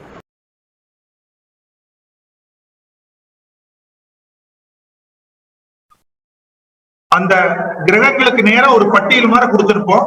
அதுதான் வந்து ஒவ்வொரு கிரகம் 1,5,57 அடிப்படையில கிரக சேர்க்கைகள் எப்படி உருவாக்குறது அப்படிங்கிற ஒரு லிஸ்ட் அவுட் உங்களுக்கு ஃபார்ம் ஆயிருக்கும்.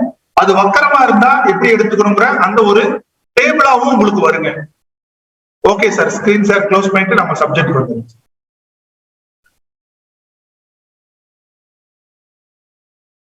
ஹலோ சார், நீங்க க்ளோஸ் பண்ணலாம் சார். Okay, okay sir. அப்ப உங்களுக்கு அந்த கிரக சேர்க்கைகளை முதல்ல நீங்க ஒரு டேபிளா போட்டு வச்சுக்கணுங்க. அப்படி நீங்க டேபிளா போட்டு வச்சுக்கும் பொழுது பலன்கள் சொல்ற இடத்துல சரியா இருக்கும். இந்த இடத்துல இன்னொரு ஆப்ஷன் என்ன வரும்னா 2 டேபிளா போட வேண்டியது வருங்க. இப்போ ஒரு ஜாதகத்துல பரிவர்த்தனைகள், இப்ப மேசத்துல செவ்வாய் இருந்தா மேசத்துல புதனும் மிதுனத்துல செவ்வாய் இப்படி இருக்கும்போது அது பரிவர்த்தனை கோளா கருதுவோம். அந்த மாதிரி கிரகங்கள் பரிவர்த்தனைகள் இருந்தா பரிவர்த்தனைகள் வந்து மாற்றி வேலை செய்யும், சம்பவங்களை வேலை செய்யும். உதாரணத்திற்கு ஒருத்தருக்கு மிதுனத்துல சனி இருக்குன்னு வச்சுக்கோங்க சார். அவருக்கு பிறப்பு காலகட்டத்துல செவ்வாய் சம்பந்தப்படுது அப்படின்னா இப்போ ஒருத்தருக்கு தொழிலை அடிப்படையாக பலன்களை பார்ப்போம். இப்ப சனி தொழில், செவ்வாய் அப்படின்னா இயந்திரம் சார்ந்த, என்ஜினியரிங் சார்ந்த, நிலம் சார்ந்த, கட்டுமானம் சார்ந்த, இயந்திரத்தை பயன்படுத்தப்படக்கூடிய தொழில்களை அவர் முனையக்கூடிய வாய்ப்புகளை. இதே இந்த செவ்வாய் பரிவர்த்தனை ஏற்படுதும் பட்சத்துல, இவருக்கு பரிவர்த்தனைக்கு பின்பு புதன் வரும் பட்சத்துல இந்த இயந்திர தொழில் செய்த நபர் நிலம் சார்ந்த தொழில் செய்த நபர், கட்டணம் சார்ந்த தொழில் செய்த நபர் உடனடியாக வேறு தொழிலுக்கு மாறக்கூடிய வாய்ப்புகளை கொடுக்கும். அப்ப வேறு தொழில்கள், புதனோட காரகத்துவ தொழில்கள், இப்ப வேற எழுதுறது, படிக்கிறது, பேசுறது, பிரிண்ட் பண்றது, டாக்குமெண்ட் பண்றது, பத்திரிகை எழுதுறது, இது போன்ற வேறு ஒரு தொடர்பான தொழில்களுக்குள்ள மாறக்கூடிய வாய்ப்புகளை கொடுக்கும். காமனா சனியை வச்சுக்கிறோம். சனியோட செவ்வாய் முதல்ல இருந்தது, பரிவர்த்தனைக்கு அப்புறம் புதன் வந்துட்டார். அப்போ இந்த செவ்வாய் பலன்களை முதல்ல செஞ்சுச்சு, புதன் பலன்கள் இரண்டாவது செஞ்சுச்சு. அப்போ இந்த இடத்துல பலன்கள் தீர்மானிக்கிற பரிவர்த்தனைகள் பலன்களை மாற்றிவிடும். அப்ப பலன்களை மாற்றிவிடும்னா நம்ம 2 டேபிள் போடணும். அப்படி போடும்போது பரிவர்த்தனைக்கு அப்புறம் இருக்கிற டேபிள் எப்ப வேலை செய்யும், பரிவர்த்தனைக்கு முன்னாடி இருக்கிற டேபிள் எப்ப வேலை செய்யுங்கிறதுல நாம ஒரு தெளிவான கண்ணோட்டம் வரணும். இப்ப நீங்க 30 வயதுக்கு முன்னாடி யாரெல்லாம் ஜாதகம் பாக்குறீங்களோ அவங்களுக்கு எல்லாமே பரிவர்த்தனைக்கு முன்னாடி இருக்கிற கான்செப்ட் தான் வேலை செய்யும். ஆஃப்டர் 30க்கு அப்புறம் வேலை செய்யக்கூடிய ஜாதகங்கள் எல்லாமே பரிவர்த்தனைக்கு அப்புறமா இருக்கக்கூடிய சம்பவங்களை தான் செய்யும். இது ஒரு தோராயமான அமைப்பு தான். இந்த 30ங்கிற வயசுங்கிறது தோராயமான அமைப்பு. அது நாம துல்லியமா பார்க்கணும்னா, ஒரு ஜாதகருக்கு முதல் சம்பவம் மாறும் பொழுது இரண்டாவது சம்பவம் எப்பொழுது ஏற்படும்னா, இந்த கோச்சார குருவும் கோச்சார சனியும் ஏக காலத்தில் அந்த பரிவர்த்தனை கிரகங்களை தொடர்பு கொள்ளும் பொழுது இந்த சம்பவங்கள் நடக்கும். ஆனால் இது பெரும்பாலும் எனக்கு தெரிந்து இதுவரை ஆயிரக்கணக்கான ஜாதகங்கள்ல பார்த்தவனுடைய அனுபவத்துல சொல்றேன், பெரும்பாலும் ஒரு 28 வயதுக்கு மேல ஒரு 30-32 வயதுக்குள்ள இந்த பலன்கள் மாறுவது, சம்பவங்கள் மாறுவது போன்ற செயல்பாடுகள் நடக்கக்கூடியதை நம்ம ரொம்ப அனுபவபூர்வமா நம்ம பார்த்திருக்கோம். அப்ப பரிவர்த்தனையை நம்ம தெளிவா பண்ணிட்டா மட்டும்தான் பலன்கள் வகுக்கிற இடத்துல நமக்கு மிக சூட்சமான நிலைக்குள்ள நம்ம போக முடியும். இப்ப இதுல ஒரு பெரிய விஷயத்த நம்ம உள்வாங்குற இடத்துல பாத்தீங்கன்னா, இந்த கிரக சேர்க்கைகள்ல பலன்களை தீர்மானிக்கிற இடத்துல பரிவர்த்தனைகளை நம்ம சரியா எடுத்து போட்டாச்சு அப்படின்னா, 30 வயதுக்கு முன்னாடி பரிவர்த்தனைக்கு முன்னாடி இருக்கிற டேபிளை வச்சு பலன் சொல்றோம், 30 வயசுக்கு அப்புறம் பரிவர்த்தனைக்கு பின்னாடி இருக்கிற டேபிளை வச்சு பலன்களை சொல்றோம். இப்படி சொல்லும் போது பலன்கள் மிக சரியான வகையில அவங்களுக்கு அடையக்கூடிய வாய்ப்புகள் நம்ம கட்டாயம் பார்க்க முடியும். இப்ப பலன்கள் ஒரு ஜாதகத்தை எடுத்த உடனே நம்ம பலன்களுக்குள்ளே நீ போவோம். கிரக சேர்க்கைகள் பார்த்தோம், பரிவர்த்தனைகள் பார்த்தோம், வக்கரங்கள் பார்த்தோம், கிரகங்கள் எப்படி அமைக்கிறதுங்கிறதெல்லாம் பார்த்த இடத்துல இனி பலன்களை எப்படி வகுக்கிறது அப்படிங்கிறத பத்தி நம்ம பார்க்கலாம். இப்ப பலன்கள் பாத்தீங்கன்னா, ஒரு ஜாதகத்தை எடுத்த உடனே அவருக்கு நாம முதல்ல பார்க்க வேண்டிய விஷயம் என்ன அப்படின்னா, ஆணாக இருந்தால் குருவை பார்க்க வேண்டும், பெண்ணாக இருந்தால் சுக்கிரனை பார்க்க வேண்டும்.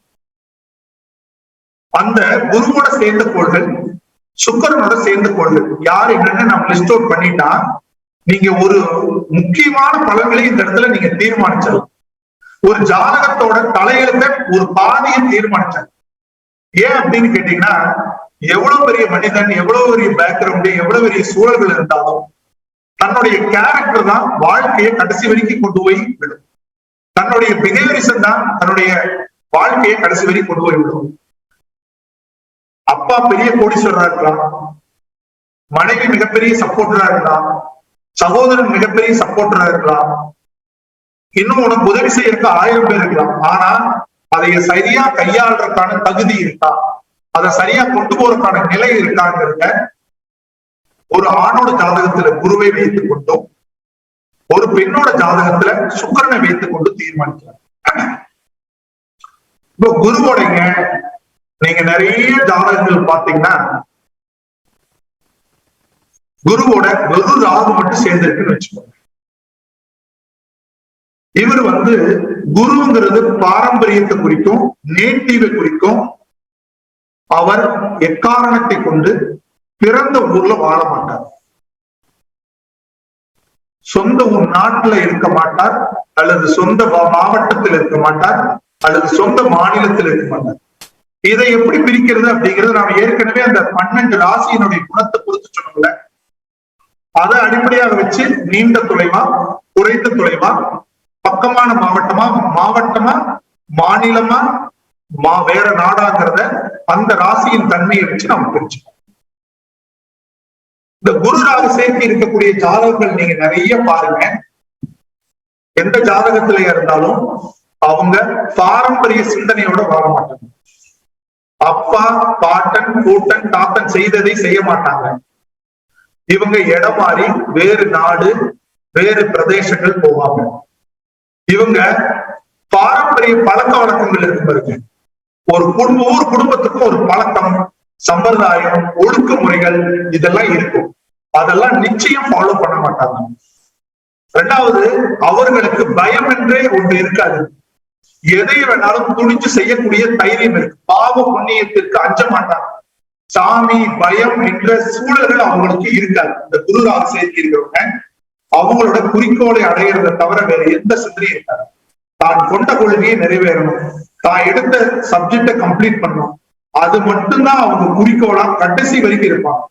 அதனாலதான் குரு ராகு சேர்க்கை இருக்கிற ஜாதகங்கள் பெரும்பாலும் பாருங்க, பிறந்த ஊர்ல இல்லாம வெளிநாட்டுல இருக்கிறது, வேற பிரதேசங்கள் இருக்கிறது, மாமா மச்சனை உறவுகளோட சார்ந்து வாழாம புதிய உறவுகள் சார்ந்து வாழ்றது, அவங்களுக்கு சில தீய பழக்க வழக்கங்கள், போதையோ அல்லது உணவு பழக்க வழக்கங்கள்லயோ இப்படி ஏதாவது ஒரு பழக்க வழக்கங்களுக்கு ஆளாகக்கூடிய சூழல்கள் அவங்களுக்கு ஏற்படும். அப்போ பொருளாதாரத்துல அதீதமான முன்னேற்றமும் உண்டு, புகழ்ல அதீதமான முன்னேற்றமும் உண்டு. அதே மாதிரி ஒழுக்கக்கேடுக்கான விஷயங்களும் இந்த குரு ராகு சேர்க்கை கேட்கும். இப்போ இந்த இடத்துலயே என்ன ஆகுதுன்னா, பெரும்பாலான பலன்கள் தீர்மானிக்கப்பட்டு விடுது. ஏன்னா இந்த கேரக்டர் வச்சுதான் அவர் சம்பாதிக்க போறாரு, இந்த கேரக்டர் வச்சுதான் அவரு வாழ்க்கை முறை நடத்த போறாரு, உறவுகளோட இருக்க போறாரு, செயல்பாடுகள் இருக்க போறாரு. இப்போ உதாரணத்துக்கு இது ஒரு பெண்ணோட ஜாதகத்தை எடுத்துக்கோங்க. அந்த பெண்ணுக்கு சுக்கிரன் சூரியன் சேர்க்கைன்னு வச்சுக்கோங்க. அந்த பெண்மணி அவங்களுடைய கேரக்டர்ல, அவங்களுடைய பழக்க வழக்கத்துல சூரியனோட தன்மை இருக்கு. அதிகாரமா இருக்கிறது, கௌரவமா இருக்கிறது, நாணயமா இருக்கிறது, நம்பிக்கையா இருக்கிறது, அரசாங்க வேலைக்கு போறது அல்லது அரசு தொழில்கள் இருக்கிறது, அரசு பதவிக்கு போறது, அரசு பதவிக்கு போல அரசாங்க வேலைக்கு போகலைன்னா வீட்டுல தான் ஒரு ராஜா போன்ற எண்ணங்கள், தான் ராஜா போன்ற செயல்பாடுகள் அந்த பெண்மணிக்கிட்ட. இப்ப இந்த இடத்துல ஒரு மாமனாரோ மாமியாரோ அவங்கள கண்ட்ரோல் பண்ண முடியாது, என் கணவன் கூட கண்ட்ரோல் பண்ண முடியாது. அப்ப அந்த சூரியன்கிற அந்த ஆதிக்க உணர்வோட ரொம்ப ஒரு சொபிஸ்டிகேட்டடா, ரொம்ப கௌரவமா, சுய கௌரவத்தோட, தன்மானத்தோட வாழணும்னு நினைக்கப்படும். அப்ப அந்த பொன்மணி கிட்ட தன்மானத்தை இழந்து வாழக்கூடிய செயல்பாடுகள், தொழில்கள் அந்த பொண்ணுக்கு இருக்காது. அப்ப இந்த இடத்துலயே பெரும்பாலான பலன்கள் தீர்மானிக்கப்படுகிறது. அதனாலதான் சொல்றேன், இப்ப இதுவே ஒரு பெண்மணிக்கு சுக்கிரன் சனி சேர்க்கை இருக்குன்னு வச்சுக்கோங்க. மிக குறைந்த பாகையில சனி மிக வலிமையான வகையில சனியை தொடர்பு கொண்டிருக்கிறாருன்னா, இந்த இடத்துல இந்த பெண்மணிக்கு வாழ்க்கையில விருப்பம் இருக்காது, உடல் ஒத்துழைப்பு தரக்கூடிய இணக்கம் இருக்காது, இணக்கமில்லாத வாழ்க்கை இருக்கும், வாழா நிலை அதிகமா இருக்கும், உடல் உபாதைகள் இருக்கும், மறதி அதிகமா இருக்கு, பொறுப்பற்ற வாழ்க்கை முறைகள் வந்துடும். அப்போ இவங்களுக்கு நீங்க என்னதான் மற்ற கிரக சேர்க்கைகள் வலுவாக இருந்து, இப்ப உதாரணத்துக்கு செவ்வாய் குருவோட இருக்கிறாரு, சுக்கரனோட இருக்கிறாருன்னு வச்சுக்கிட்டாலும் கூட, இந்த பெண்மணிக்கு சுக்கிரன் மிக குறைந்த பாகையில் சனி இருந்துட்டா அந்த பெண்மணிக்கு வாழ்க்கை முழுக்க ஒரு நிம்மதியற்ற நிலையும், நல்ல பொருளாதாரம் இல்ல, நல்ல வாழ்க்கை இல்ல, ஒழுங்குமுறையான வாழ்க்கை முறை இல்ல, நல்ல உடல் அமைப்புகள் சரியா இயங்க முடியாத நிலைப்பாடுகளை கொடுத்து அந்த பெண்மணியால மற்ற கிரக சேர்க்கைகள் நன்றாக இருந்தாலும் கூட இவங்கனால செயல்படுத்த முடியாத போயிடும். அப்ப இந்த இடத்திலேயே ஆணாக இருந்தால் குருவோட சேர்ந்த கோள்கள், பெண்ணாக இருந்தால் சுக்கிரனோட சேர்ந்த கோள்கள், முதல்ல நம்ம பார்த்து அவங்களுடைய கேரக்டர், அவங்களுடைய பிஹேவியரிசத்தை பார்த்து இதுதான் அவங்களுக்கு பலன்களை கொடுக்க போகுது, நடைமுறைப்படுத்த போறாங்க, அனுபவிக்க போறாங்க தீர்மானிச்சுட்டு அப்புறமா நாம மற்ற பலன்களுக்குள்ள போகணும். மற்ற பலன்கள் என்ன பார்க்க போறோம், ஒருத்தரோட கேரக்டர் டிசைட் பண்ணிட்டோம்னா அவங்களுக்கான கேரக்டர் சொல்லி முடிச்சாச்சுன்னா அவங்க அப்பாவை பத்தி கேட்பாங்க, அம்மாவை பத்தி கேட்பாங்க, படிப்பை பத்தி கேட்பாங்க, தொழிலை பத்தி கேட்பாங்க, வேலைகளை பத்தி கேட்பாங்க, வெளிநாடு போறதை பத்தி கேட்பாங்க, பயணங்கள் பத்தி கேட்பாங்க, கல்யாணத்தை பத்தி கேட்பாங்க. இதுக்கெல்லாம் என்ன பண்றோம், அப்பாவை பத்தி பேசும்போது சூரியனோட சேர்ந்த கோள்களை வச்சு சொல்றோம், அம்மாவை பத்தி பார்க்கும்போது சந்திரனோட சேர்ந்த கோள்களை வச்சு சொல்றோம், கல்வியை பத்தி பார்க்கும்போது புதனோட சேர்ந்த கோள்களை வச்சு பார்க்கணும். கல்யாணத்தை பத்தி பார்க்கும்போது, பொதுவா கல்யாணம் பார்க்கும்போது ஆணா இருந்தாலும் சரி பெண்ணா இருந்தாலும் சரி முதல்ல செவ்வாயோட தொடர்பு கொண்ட போல கட்டாயம் பார்க்கணும். ஏன் அப்படின்னா அதுக்கு மங்கள காரகன் என்றே பெயர். அப்போ செவ்வாய் ஒருத்தருக்கு சனியோடையோ கேதுவோடையோ சம்பந்தப்பட்டிருக்குன்னா அவங்களுக்கு நீங்க கட்டாயம் திருமணத்துல ஒரு தடை, திருமணம் தாமதம், காலகட்டத்துக்குள்ள திருமணம் நடக்காத நிலைகள் உருவாகும். அப்ப அந்த மாதிரி சூழல்ல அப்ப திருமணத்துக்கு பார்க்கும்போது செவ்வாயை ஃபர்ஸ்ட் பார்த்துட்டு அதுக்கப்புறமா நாம மத்த கலஸ்தர காரகனான ஆணா இருந்தா சுக்கரன் கூட சேர்ந்த கோள்களை பார்க்கணும், பெண்ணா இருந்தா செவ்வாயோட சேர்ந்த கோள்களை பார்க்கணும். இந்த அமைப்புகளை பார்த்து உங்களுக்கு வாழ்க்கை முறை நல்லா இருக்கும் நல்லா இருக்காது. நல்லா இருக்குங்கிறது எதை வச்சு சொல்லுவோம் அப்படின்னா நம்மளோட கேரக்டர் நல்லா இருக்கு. அடுத்தது கல்யாணம் இப்ப இடத்துக்கு வந்து ஒரு ஆணா இருந்துச்சுன்னா சுக்கரனோட நல்ல கிரக சேர்க்கை இருந்தா கண்டிப்பா நல்ல மனைவி அமையும். அந்த மனைவி அடிப்படையாக வச்சு ஒரு நல்ல வாழ்க்கை வாழ்வார்னு சொல்லலாம். அதுவே பெண்ணா இருந்துச்சுன்னா செவ்வாயோட சேர்ந்த கோள்கள் அடிப்படையாக வச்சு அதை சொல்லலாம். இப்ப உதாரணத்துக்குங்க ஒரு ஆணுக்கு வந்து ஒரு பெண்ணுக்கு வந்து சுக்கிரன் சனி சேர்க்கை, ஒரு ஆணுக்கு செவ்வாய் குரு சேர்க்கை இருக்குன்னு வச்சுக்கோங்க. இப்ப பலன்களை தீர்மானிக்கிற இடத்துல எப்படி வரும்னா அருமையான கணவன் அமைந்திருக்கு, ஆனா அதை அனுபவிக்க தெரியல இந்த பெண்ணுக்கு அப்படிங்கிற வார்த்தைகள். இதுவே இந்த பெண்ணு சுக்கிரன் குரு சேர்க்கை இருக்கு, அருமையான பெண்ணு, நல்ல குணாதிசயமான பொண்ணு, ஒரு மகாலட்சுமி பொருந்திய பெண்ணு, ஆனா செவ்வாசனி சம்பந்தப்பட்ட கணவன் ஒரு வேலைக்காகாத கணவன், குடிகார கணவன், சரி தகுதி இல்லாத கணவனா வந்துருச்சுங்கிற வார்த்தைகளை இதை அடிப்படையாக வச்சுதான் நம்ம பலன்களை தீர்மானிப்போம். இப்படி மற்ற கிரகங்களை வைத்து நாம பலன்களை தீர்மானிப்போம். இந்த ராகு கேதுகள் மட்டும் மையக்கோளா வராது. மையக்கோளா வராதுன்னா இப்போ ராகு கேதுகளுக்கு எந்த காரகத்துவத்துக்கும் நம்ம டைரக்டா போய் எடுத்துக்கிறோம். அப்பாவை சூரியனை பாக்குறோம், அம்மானா சந்திரனை பாக்குறோம், சகோதரனா செவ்வாயை பாக்குறோம், தாய் மாமன்னா புதனை பாக்குறோம், ஜாதகர்னா குரு சுக்கரனை பாத்துக்கிறோம், தொழில்னா சனியை பாத்துக்கிறோம், சுக்கரனா வாகனத்தை பாத்துக்கிறோம். இப்படி பாக்குற இடத்துல ராகு கேதுகள் ஸ்பெசிபிக்கா சில காரகத்துவங்களுக்கு போய் பாக்குறது. இந்த ராகு கேதுகள் கர்மிக் கண்ட்ரோல் பிளானட்னு பேரு. அதாவது இந்த பூமியில பிறக்கக்கூடியவங்களுக்கு நன்மையோ தீமையோ ஆசையோ மோட்சமோ தரக்கூடிய நிலையில் இருக்கக்கூடிய கிரகம். இவங்க ரெண்டு பேரும் சேர்ந்து மற்ற கிரகங்களோட இணையறதை பொறுத்து அவங்களுக்கு நன்மை தீமைகளை உருவாக்குவாங்க. குருவோட சேர்றது மூலம், சூரியனோட சேர்றது மூலம், சனியோட சேர்றது மூலம் இந்த பலன்களை தீர்மானிக்கக்கூடிய அமைப்புகள் உருவாகக்கூடிய சான்சஸ உண்டாக்குது.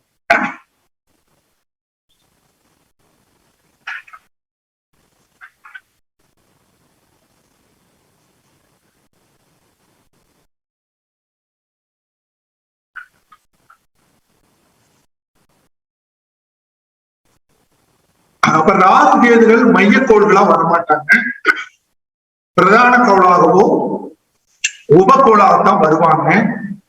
அப்ப இந்த ராகு கேதுகள் மற்றவர்களுக்கு நன்மையோ தீமையோ செய்யக்கூடிய வாய்ப்பு. சூரியன் முதல் கொண்டு சூரியன், சந்திரன், செவ்வாய், புதன், குரு, சுக்கிரன், சனி இந்த 7 நபரோட சேர்ந்துதான் வேலை செய்வாங்க. இந்த 7 நபர்களுக்கு நன்மை தீமைகளை உருவாக்குவாங்க. இப்ப உதாரணத்துக்கு வந்து சூரியனோட கேது சேர்ந்து இருக்கு அப்படின்னா தந்தையோட உறவு பிரச்சனை, அரசாங்கத்துக்கிட்ட பிரச்சனை, மூத்த மகன் பிரச்சனை, அரசாங்க வேலைக்காக செல்லும் பொழுது அங்க பிரச்சனை. நிறைய பேருக்கு பாருங்க, நீங்க சஸ்பெண்ட் ஆன ஜாதகங்கள், வேலையில இடையிலேயே நின்ன ஜாதகங்கள், அரசாங்கத்துல இப்ப தண்டனை பெற்ற ஜாதகங்கள், இவங்க எல்லாம் ஜாதகத்தெல்லாம் நீங்க எடுத்து பாருங்க, கண்டிப்பா சூரியன் கேது சேர்ந்திருக்கும். இப்ப நாம இது உதாரணமா சொல்லும் போது செல்வி ஜெயலலிதாவோட ஜாதகத்தை நீங்க எடுத்து பாருங்க. அவங்க குடும்பத்துல சூரியனும் துலாத்துல கேதுவும் இருக்கும். அவங்களுக்கு சூரியன் கேது சேர்க்க, அதனாலதான் அவங்களுக்கு வந்து தண்டனை கிடைச்சது, சிறை தண்டனை கிடைச்சது. இதே மாதிரி நீங்க யாரோட ஜாதகத்துல எல்லாம் வேலையில சஸ்பெண்ட் ஆயிருக்காங்க, அரசாங்க வேலையில சஸ்பெண்ட் ஆயிருக்காங்க, அரசாங்க வேலையில இடையிலே நின்றுருக்காங்க, அரசாங்க வேலையில நோட்டீஸ் கிடைச்சிருக்கு, இதெல்லாம் யாருக்கு அதிகமா அனுபவிச்சிருக்காங்களோ அவங்க சாட்ல எல்லாம் சூரியன் கேது சேர்ந்திருக்கும், அல்லது சூரியன் சனி சம்பந்தப்பட்டிருக்கும். இந்த நிகழ்வுகள் நடந்திருந்தா மட்டும்தான் அவங்க அந்த மாதிரியான பிரச்சனைகள்ல சிக்கக்கூடிய வாய்ப்புகள் இருக்கு. யாரோட சாட்ல எல்லாம் பாருங்க சூரியன் குருவோடையோ சூரியன் சுக்கரனோடையோ இருக்கிற ஜாதகங்கள் எல்லாம், பெரும்பாலான ஜாதகங்கள் பாருங்க அவங்க எல்லாம் ஆரோக்கியமா அரசாங்க பதவி அனுபவிப்பாங்க, கௌரவமா பதவி அனுபவிப்பாங்க, ரொம்ப சொபிஸ்டிகேட்டடா இருப்பாங்க. கடைசி வரைக்கும் இருந்துட்டு ஒரு நல்ல நேமோட வெளியே வரக்கூடிய வாய்ப்புகள். அதெல்லாம் அந்த சூரியனோட சேர்ந்த கோள்களை அடிப்படையாக வச்சுதான் அந்த பலன்களை நாம தீர்மானிக்கணும். இப்படி 7 கோள்களுக்கு ராகு கேதுகள் மட்டும்தான் பலன்களை தீர்மானிப்பாங்க. இந்த பலன்களை நாம என்னென்ன கேள்விகளுக்கு நாம ஒரு ஜாதகத்தை எடுத்த உடனே ஃபர்ஸ்ட் கேரக்டர் சொல்லிட்டு, அதுக்கப்புறம் அவங்க தொழிலை சொல்லிட்டு, அதுக்கப்புறம் அவங்களோட கல்வி முறை, ஏஜுக்கு தகுந்த மாதிரி யாரு எந்த ஏஜ்ல வர்றாங்களோ அதுக்கு தகுந்த மாதிரி நம்ம பலன்களை நாம சொல்ல வேண்டும். இந்த பலன்கள் சொல்ற இடத்துலங்க கண்டிப்பா நான் சொன்ன அடிப்படையில இந்த 1, 5, 7, 9ல மொத்தமா இருக்கக்கூடிய கிரகங்கள்ல டிகிரியை ஆர்டர் பண்ணிட்டு ஃபர்ஸ்ட் செகண்ட் தேர்டு போட்டுட்டு நீங்க கிரகத்தை ஆர்டர் பண்ணி பரிவர்த்தனைக்கு அப்புறம் ஆர்டர் பண்ணி வக்கரமா இருந்தா வக்கரத்துக்கு பின்னோக்கி போட்டு நீங்க ஒரு லிஸ்ட் போட்டுட்டு நீங்க எடுத்து அவங்களுக்கு முன்னாடி நீங்க ஜாதகம் சொல்லி பாருங்க. கண்டிப்பாக ஆம் இல்லை என்ற வார்த்தை தெளிவாக வரும். ஏன் இவ்வளவு கான்பிடண்டா இவ்வளவு தைரியமா சொல்றேன்னா, நான் வெறும் வாதத்துக்காக இங்க உங்களோட வீடியோல பதிவு செய்யவில்லை. தினந்தோறும் 10, 20 ஜாதகமாவது தினந்தோறும் பாக்குறேன். அந்த பார்த்ததனுடைய எக்ஸ்பீரியன்ஸ் தான் நாம தவறுகளை களைஞ்சு இது சரியா இருக்கு, இது சரியா இருக்கு. இப்போ இதுல என்ன ஒரு பெரிய கன்ஃபியூஷன் இருக்குன்னா, ஒருத்தருக்கு சூரியன் கேது சேர்க்க அரசாங்க வேலையை எடுத்துக்கோங்க. ஒருத்தருக்கு ஒரு அமைச்சர் ஆகிறாரு, திடீர்னு அமைச்சர் பதவியை புடுங்கிடுறாங்க. ஆனா அவருக்கு கோர்ட்ல கேஸோ போறதோ இது இல்லை. ஒரு அமைச்சருக்கு கேஸுக்கு ஆயிடுது, ஒரு அமைச்சரு அவரே ராஜினாமா பண்ணிடுறாரு. அப்போ இந்த இடத்துல 3 விளக்கம் வருது. ஒருத்தருக்கு தண்டனை கிடைக்குது, ஒருத்தருக்கு அவமானம் இல்லாம வெறும் பதவி மட்டும் போயிருது, இன்னொருத்தருக்கு இடையிலேயே அவரே ராஜினாமா பண்ண வேண்டிய நிலை வந்து. அப்ப 3 செயல்பாடுகள் இந்த இடத்துல உருவாகும். இந்த 3 செயல்பாடை உருவாக்குறது வெறுமே சூரியன் கேது கிடையாது. இந்த சூரியன் கேது இருக்கிற வீடு இந்த சூரியன் கேதோட மற்ற கோள்களோட சம்பந்தத்தை அடிப்படையாக வச்சுதான் இவங்க வெளியேறாங்களா, தண்டனை பெறாங்களா. ஆனா பாதிப்புங்கிறது கன்ஃபார்ம். அரசாங்கத்தோட பிரச்சனைங்கிறது சூரியன் கேதுக்கு நிரந்தரமான தன்மை. ஆனா அது எப்படி அந்த பிரச்சனையை அனுபவிக்க போறாங்க, அது எதன் ரூபத்தில் அனுபவிக்க போறாங்க அப்படிங்கிறதுக்கு அந்த 2 பேர் இருக்கக்கூடிய ராசியின் தன்மை மற்ற கோள்களோட இணைவுகளை பொறுத்துத்தான் அந்த பலன்களை தீர்மானிக்கும். அதை சரியாக தீர்மானிக்கும் பட்சத்தில் மிக தெளிவா உங்களுக்கு கண்டிப்பாக தண்டனை கிடைக்கும். நீங்களே ரிசைன் பண்ணிட்டு வந்துருவீங்க, கண்டிப்பா உங்களுக்கு பதவியை புடுங்கிடுவாங்க அப்படிங்கிறத நாம தெளிவா சொல்ல முடியும். இந்த தெளிவா சொல்லணும்னா 12 ராசியோட தன்மை தெளிவா இருக்கணும், 9 கிரகத்தோட காரகத்துவம் தெளிவா இருக்கணும், நாம எடுத்து வச்சிருக்கிற ஆர்டர் தெளிவா இருந்தா கண்டிப்பா தைரியமா நீங்க பலன்களை சொல்ல முடியும். சரி, இந்த பலன்களை எல்லாம் நாம சொல்லிட்டோம். இந்த பலன்கள்லாம் எப்ப நடைமுறைக்கு வரும், எப்படி நடைமுறைக்கு வரும் அப்படிங்கிறத நாம தெரிஞ்சா மட்டும்தான் இந்த பிருகநந்தி நாடி எளிமையா முடிக்கிறதுக்கான ஒரு வாய்ப்பை நமக்கு உருவாக்கக்கூடிய சான்சஸ். இந்த பிருகநந்தி நாடியில பொதுவா தசாபத்தி பயன்படுத்துறது இல்ல, லக்கணம் பயன்படுத்துறது இல்ல. ஆனா நம்ம ஜெமினியினுடைய நாடி அடிப்படையில தசாபுத்தியை நாங்க பயன்படுத்துகிறோம். இது எப்படி எனக்கு இந்த அனுபவம் ஏற்பட்டது அப்படிங்கிறத நான் விளக்கமா சொல்றேன். நாங்களும் பழைய காலத்துல தசாபுத்தியை பயன்படுத்தாம கோச்சாரத்தை பயன்படுத்தி மட்டுமே பலன்கள் தான் சொல்லிட்டு வந்தோம். அப்புறம் ஒரு காலகட்டத்துக்கு மேல ஒரு தசை முழுக்க ஒரு பெரிய சம்பவங்களை நடக்கிறத பார்த்ததன் அடிப்படையிலும் எங்களுடைய தாத்தாவுடைய மிக நெருங்கிய நண்பர், இன்னைக்கு அவர் நாடி ஜோதிடம் பார்த்துட்டு இருக்கிறாரு, அவர் மதுரை ரேக ஜோதிடர் என்ற பேர் அவருக்கு. அவர்கிட்ட எனக்கு நீண்ட காலமா பரிச்சயம் என்னால என்னுடைய தாத்தாவுடைய நண்பர் இன்னும் உயிரோடு இருக்கிறார். அவருக்கு இன்னைக்கு 96 வயதாச்சு. இன்று அவர்கிட்ட எனக்கு அடிக்கடி பரிச்சயம் இருந்ததுனால நிறைய போய் டிஸ்கஸ் பண்றதுனால அவரோட சேர்ந்து நான் வசிஷ்ட நாடி படிக்க நேர்ந்தது. அப்ப அந்த வசிஷ்ட நாடியில பலன்கள் வெறுமனை கோச்சாரத்தை மட்டும் பயன்படுத்தாம தசாபத்தியும் தொகுத்து பலன்கள் வரும். அதனுடைய அடிப்படையில தான் நான் ஏற்கனவே ஜாதகம் பார்த்துட்டு எக்ஸ்பீரியன்ஸ்ல ஒரு திசை முழுக்க ஒரே சம்பவம் நடந்ததையும் கண்டுபிடிச்சோம். இந்த நாடியில இந்த விளக்கம் இருந்திருக்கிறது, 2ஐயும் மேட்ச் பண்ணதுக்கு அப்புறம் கண்டிப்பா நமக்கு தசாபத்தியை பயன்படுத்துவோம், இது நல்ல பலன் தருதுன்னு நான் ஒரு 15 வருஷத்துக்கு முன்னாடி இருந்து இந்த இந்த தசா புத்திய ஆட் பண்ணி நாடியில சொல்லிட்டு வரோம். ஜோதிட பலன்களும் சொல்லி இருக்கு. இப்ப உதாரணத்துக்கு சொல்றேங்க, இப்போ சூரியன் கேது சேர்க்கைன்னு நம்ம ஒரு அரசாங்க ஒரு மந்திரிக்கு எடுத்துக்கலாம், அல்லது ஒரு IAS ஆபீசருக்கு எடுத்துக்கலாம். ஒரு எக்ஸாம்பிளுக்கு இந்த சூரியன் கேது சேர்க்கை ஒரு கிரக சேர்க்கையா எடுத்துட்டோம். இந்த இடத்துல அவருக்கு சூரிய தசையோ கேது தசையோ நடந்தால் கண்டிப்பாக அந்த நிமிடத்தில் அவருக்கு வேலை போய்விடும். அந்த நிமிடத்தில் வேலை போய்விடும். சூரிய தசை வந்தாலும் சரி, கேது தசை வந்தாலும் சரி, புத்திகள் அது திடீரென்று தடுமாற்றத்தையும் பாதிப்பையோ கொடுக்கும். அப்ப இந்த இடத்துல கோச்சார பயன்பாடுகள் அங்க வரலினா கூட, கோச்சார தொடர்புகள் இல்லை என்றாலும் கூட அவர்களுக்கு கண்டிப்பாக பாதிப்பு ஏற்படும். இன்னும் சொல்ல போனாங்க, சூரிய கேது சேர்ந்து ஒரு சூரிய திசை ஒரு அரசியல்வாதிக்கு நடந்தா அந்த 6 ஆண்டு காலம் கண்டிப்பாக அவர் பதவியில தோல்வி வரும். எலெக்ஷன் நின்னா தோல்வி வரும். இதுவே கேது திசை நடந்துச்சுன்னு வச்சுக்கோங்க, அவருக்கு எலெக்ஷன்ல தோல்வி வரும், மந்திரி பதவி கொடுத்து புடுங்கிடுவாங்க. அந்த கேது திசை முடிகிற வரைக்குமே அந்த சம்பவம் நடப்பதில்லை. இதை அடிப்படையாக வச்சுதான் நீண்ட கால சம்பவங்களுக்கு, பெரிய சம்பவங்களுக்கு ஜெமினி தசாபுத்தி முறையை பயன்படுத்துகிறோம். தசாபுத்தி முறை கண்டிப்பாக வேலை செய்கிறது. பெரிய பலன்களை தீர்மானிப்பதற்கு மிக அற்புதமாக உதவுகிறது. இப்போ ஒரு சுக்கிரன் கேது சேர்ந்து சுக்கிர தசை நடக்குதுன்னா அவர் ஜாதகத்துல நீங்க பெரும்பாலும் பாருங்க, நிறைய ஜாதகங்கள்ல சுக்கிர தசை முடிஞ்சதுக்கு அப்புறம் தான் கல்யாணம் நடக்குது. அந்த சுக்கிர தசை முடிகிற வரைக்குமே அவர் கல்யாணம் நடக்காமையே தள்ளிட்டே போகும். அது 45 ஆண்டு 46 ஆண்டு கூட கழிச்சு கூட கல்யாணம் ஆயிடும்.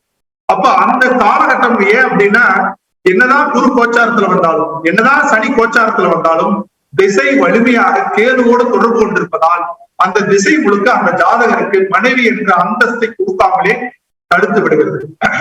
அதனாலதான் தசாபுத்தி முறையை நம்ம ஜெமினி மெத்தேடு ஃபாலோ பண்றோம். இது எப்படி பாக்குறோம்னா, நீண்ட கால சம்பவங்களுக்கு பாக்குறோம். ஒவ்வொரு தசையும் ஒவ்வொரு புத்தியும் எந்த கிரகத்தோட சேர்ந்து இருக்கோ அந்த பலன்களைத்தான் அந்த ஜாதகர் அனுபவிக்கிறார்கள். நீங்க நிறைய ஜாதகங்களை எடுத்து நீங்க வெரிஃபை பண்ணி பாருங்க. ஒரு ஜாதகர் ஒரு தசை நடக்குது அப்படின்னா அந்த தசாநாதன் எந்த கிரகத்தோட சார்ந்து இருக்கிறார், அந்த கிரகத்தோட காரகத்துவ குவாலிட்டி என்னவோ அதை நிச்சயம் அனுபவித்தே தீர்கிறார். அது பிறப்பு ஜாதகத்துல அந்த அமைப்பு இல்லை என்றாலும் கூட ஒருத்தருக்கு சூரியனோட தாக்கம், உதாரணத்துக்கு பாத்தீங்கன்னா சனி சூரியன் சேர்க்கை இருக்குன்னு வச்சுக்கோங்க. இந்த ஜாதகருக்கு கோச்சாரத்துல சனி சூரியன் ஜாயிண்ட் ஆக வேண்டிய அவசியமே இல்லை. சனி திசை வந்த உடனே அவருக்கு அரசாங்க வேலை கிடைச்சிடும், அல்லது சூரிய தசை வந்த உடனே அரசாங்க வேலை கிடைச்சிடும், அல்லது நல்ல கோச்சாரம் அமைஞ்சு புத்தியோ சனி புத்தியோ சூரிய புத்தியோ வரும்போது அவங்களுக்கு அரசாங்கத்துக்கான வாய்ப்புகள் கொடுத்துரும். அப்ப இதுல இருந்து என்ன தெரியுது அப்படிங்கிற இடத்துல, ஒரு தசாநாதன் ஒரு புத்திநாதன் எந்த கிரகத்தை சார்ந்திருக்கிறாரோ அந்த காரகத்துவத்தை அந்த ஜாதகர் அனுபவிக்கிறார். இது நிறைய ஜாதகங்களை நம்ம எக்ஸ்பீரியன்ஸ் பண்ணி அதை தெளிவா கோட் பண்ணி இப்ப நாம கிரக சேர்க்கைகள்ல தசாபுத்தியை பயன்படுத்துறோம், நாடியில தசாபுத்தியை பயன்படுத்துறோம். இந்த தசாபுத்திக்கு அப்புறம் கோச்சாரத்தை பயன்படுத்தும். நம்ம நாடி ஜோதிடத்திலேயே ரொம்ப ஹைலைட்டான விஷயம், ரொம்ப மிராக்கலான விஷயம், ரொம்ப ஆச்சரியப்படக்கூடிய விஷயம்னா கோச்சாரம் தாங்க. அதாவது நாள் கணக்கில் சில சம்பவங்களை தொகுக்க முடியும், சொல்ல முடியும்னா அதையெல்லாம் சொல்லக்கூடிய அமைப்பு இந்த கோச்சாரத்துல இருக்கு. இப்போ ஒரு ஜாதகர் பிறந்த ஜாதகர் இருக்கிறார். அந்த பிறந்த ஜாதகருக்கு ஒவ்வொரு ஆண்டும் ஒவ்வொரு மாதிரியான பலன்கள் மாறிக்கொண்டே இருக்கிறத நம்ம பார்க்கணும். ஒரு சின்ன வயசு குழந்தை ஜாதகத்தை எடுத்துக்கோங்க. உதாரணத்துக்கு மேஷத்துல அவருக்கு ஒரு கோள் இருக்கு, ரிஷபத்துல ஒரு கோள் இருக்கு, மிதுனத்துல ஒரு கோள் இருக்கு. அப்படின்னா இப்ப மேஷத்துல இன்னைக்கு கோச்சார கிரகம் ஒரு வருஷம் இருக்கும் மேஷத்துல. அப்ப அந்த மேஷத்துல ஓராண்டு மேசத்துல இருக்கிற கோள் மட்டும் இல்ல, மேசத்தோட தொடர்பு இருக்க 1, 5, 7, 9 இதுல இருக்கிற கிரகத்தை இதே மாதிரி ஆர்டர் பண்ணிக்கிறோம். எப்படி பிறப்பு நாள்ல ஆர்டர் பண்றோமோ அப்படியே கோச்சாரத்தில் இருக்கக்கூடிய கிரகத்துக்கும் ஆர்டர் பண்றோம். அப்படி ஆர்டர் பண்ணும்போது ஒவ்வொரு ஆண்டும் குருவை அடிப்படையாக வைத்து அவருக்கு என்ன மாதிரியான சம்பவங்கள் நடக்க போகுதுங்கிறத அவரோட பிறப்பு ஜாதகத்தை வச்சு தீர்மானிக்கும். அதே மாதிரி சனிக்கு இதே மாதிரி சனியோட தொடர்பு கொள்ற கோச்சார சனி பிறப்பு காலகட்டத்தில் இருக்கக்கூடிய கிரகங்களை அடிப்படையாக வைத்து பலன்களை தீர்மானிக்கிற அடிப்படையை வைக்கிறாங்க. அடுத்தது ராகு கேதுகளை வைத்து என்னென்ன மாதிரியான சம்பவங்களை கொடுக்க போகுதுங்கிறத வைக்கலாம். இப்போ ஒருத்தர் ஜாதகத்துல 9 கிரகம் 12 ராசியில பரவலா இருக்கும். கோச்சாரத்துல ராகு அந்த கிரகங்களை எல்லாம் நடத்துவோம். ராகு கேதுக்கு மட்டும் 7வது வீடு எடுக்கக்கூடாதுங்க. 1, 5, 9 மட்டும்தான் கிரக சேர்க்கைகளுக்கு எடுத்துக்கொள்ள வேண்டும். நாடி கோச்சாரத்துக்கும் அதே மாதிரிதான், பிறப்பு ஜாதகத்துக்கும் அதே மாதிரிதான் நீங்க எடுத்துக்கணும். அப்படி எடுக்கும் பொழுது இந்த ராகு கேதுகள் இருக்கு பாருங்க, அவர் இப்போ உதாரணத்துக்கு ரிஷபத்துல ராகு இருக்கிறார். இப்ப ரிஷபத்துல 7 டிகிரி சம்திங்ல ராகு இருக்கிறார். இப்போ இந்த ரிஷபத்துல, மகரத்துல, கன்னியில யாருக்கெல்லாம் 7 டிகிரி உள்ள குரு இருக்கோ அவங்க எல்லாம் செக் பண்ணிக்கோங்க. கண்டிப்பா உங்களுக்கு ஒரு பயம் வரும், மரண பயம் வரும், ஒரு உடல் உபாதைகள் வரும், ஒரு ஃபுட் பாய்சன் ஏற்படலாம், தவறான பழக்க வழக்கங்கள் வரலாம், ஆசையே இல்லாத மனிதனுக்கு ஆசைகள் உருவாகலாம். இப்படி அந்த கோச்சார ராகுவின் மூலம் உங்களுக்கு இந்த ரிஷபத்துல 7 டிகிரிக்குள்ள குரு இருக்கணும், மகரத்துல 7 டிகிரிக்குள்ள குரு இருக்கணும், துலாத்துல கன்னியில 7 டிகிரிக்குள்ள யாருக்கெல்லாம் குரு இருக்கோ அவங்க எல்லாம் இப்ப கரண்ட்ல நீ ஏப்ரல் வரைக்கும் ரிஷபத்துலதான் ராகு இருக்க போறாரு. மேசத்துக்கு போற வரைக்கும் இந்த 3 வீட்டுல இருக்கிற குரு இருக்கிற ராகுவை தொடர்பு கொள்வார். அவங்களுக்கு எல்லாமே கண்டிப்பாக பாத்தீங்கன்னா ஃபுட் பாய்சன், உடல்நல பாதிப்பு, மரண பயம், வீட்டில் யாராவது மரணம் நடந்து அதை பற்றி யோசனை, உடல் பாதிப்பு, இடமாற்றம், தவறான பழக்க வழக்கங்கள், நீண்ட தூர பயணங்கள், இது போன்ற செயல்பாடுகளும் கண்டிப்பா நடந்து இந்த மாதிரி 9 கிரகங்களையும் ராகு தொடர்பு கொள்றதை வச்சு அவங்களுக்கு சில பலன்களை நாம சொல்லலாம். இப்போ இதுவே கேதுக்கு ஒரு வார்த்தை சொல்லலாம். இப்ப விருச்சிகத்துல 7 டிகிரி சம்திங்ல கேது இருக்கிறாரு. இப்ப யாருக்கெல்லாம் பாருங்க, அனுசம் 1ஆம் பாதம் 2ஆம் பாதம், விசாகத்தினுடைய 4ஆம் பாதம், அதே மாதிரி கடகத்துல புனர்பூசம் 4ஆம் பாதம், பூசம் 1, 2, அதே மாதிரி மீனத்துல எடுத்துக்கோங்க புரட்டாதி 4ஆம் பாதம், உத்திரட்டாதி 1, 2 பாதம். இந்த பாதத்துல யாரெல்லாம் சந்திரன் இருக்கோ அவங்களுக்கு எல்லாம் இப்ப டிரான்சிட்ல கேது வராது. இப்ப இவங்களுக்கு கண்டிப்பா மன அழுத்தம் ஏற்படும், பயம் வரும், மனக்குழப்பம் வரும், ஸ்லீப்பிங் கரெக்டா இருக்காது, தாயாருக்கு உடல்நல பாதிப்பு ஏற்படும்.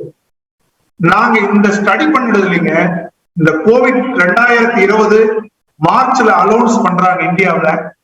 கோவிட்ல பாதிச்சவங்க, கோவிட்ல இறந்தவங்க அத்தனை பேர்த்தோட ஜாதகத்தையும் நாங்க வெரிஃபை பண்றதுல அத்தனை பேர்த்துக்கும் டிரான்சிட் ராகு கேது தான் பாதிப்புக்குள்ளாக்கி. யாரெல்லாம் அந்த இந்த ராகு கேது டிரான்சிட் ஆகிற இடத்துலலாம் சந்திரன் இருக்குதோ, லக்கணம் இருக்குதோ, குரு இருக்குதோ, சுக்கரன் இருக்குதோ, காரகத்துவங்கள் சம்பந்தப்படுறாங்களோ அவங்க எல்லாமே கடுமையாக பாதிக்கப்பட்டிருக்காங்க.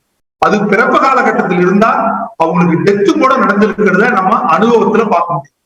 அப்போ மரணங்களை மிக துல்லியமாக சுட்டி காட்டுறது பாத்தீங்கன்னா கோச்சார ராகு கேதுகள் நிறைய இடங்கள்ல நமக்கு சுட்டி காட்டுறத நம்ம நிறைய பார்த்துருக்கோம். அப்ப அந்த ராகு கேதுகள் குரு சனி மேஜரா நம்ம எடுத்துக்கிறோம். சந்திரனை தினப்பலன்களுக்கு எடுத்துக்கிறோம். நீங்க இன்னைக்கு ஜோதிடரா இருக்கலாம், பிசினஸ் மேனா இருக்கலாம், ஜோதிட ஆர்வலா இருக்கலாம். நீங்க ஒவ்வொரு நாளும் நீங்க பலன்களை வகுக்கிறதுக்கு நீங்க சார்ட் எடுத்துக்கோங்க. ஆக்சுவலா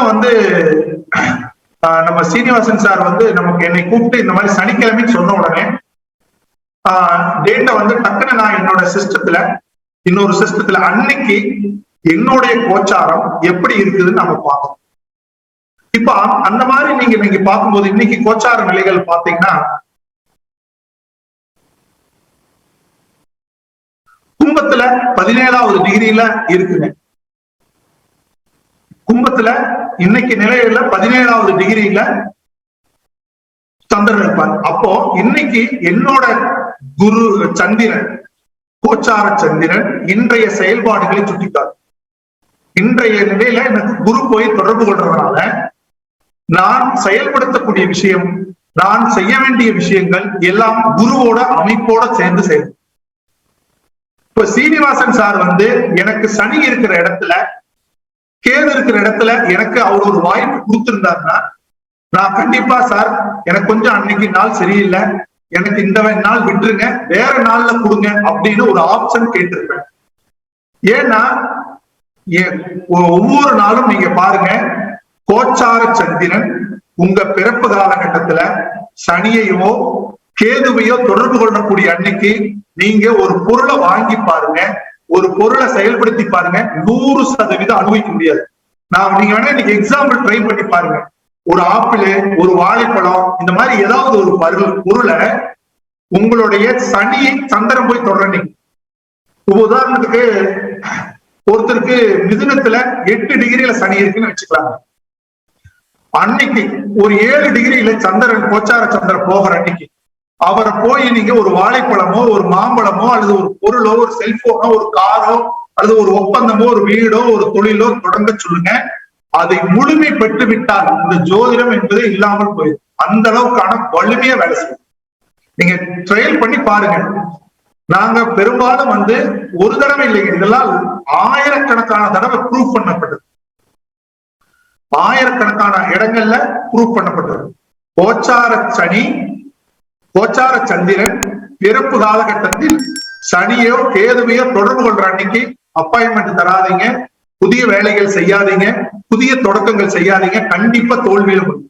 அதுவே குரு சுக்கிரன் போய் தொடர்பு கொள்ள அன்னைக்கு வைங்க, மிக அற்புதமான செயல்பாடுகள் சித்திக்கிறத பார்க்கலாம். அப்போ நீங்க மற்ற பஞ்சாங்கங்களை எல்லாம் இந்த ராகு காலம், யமகண்டம், குளிகை, மரணயோகம், சந்திராஷ்டமம், லக்னாஷ்டமம் இது எல்லாத்தையும் தூக்கி ஓரமா வச்சுக்கிட்டு கோச்சார சந்திரன் உங்க பிறப்பு காலகட்டத்துல நல்ல கிரகங்களை தொடர அன்னைக்கு வேலை செஞ்சு பாருங்க. அது சனிக்கிழமையா இருக்கலாம், வெள்ளிக்கிழமையா இருக்கலாம், அதெல்லாம் பிரச்சனையே இல்லை, கண்டிப்பா சக்சஸ் ஆகும்.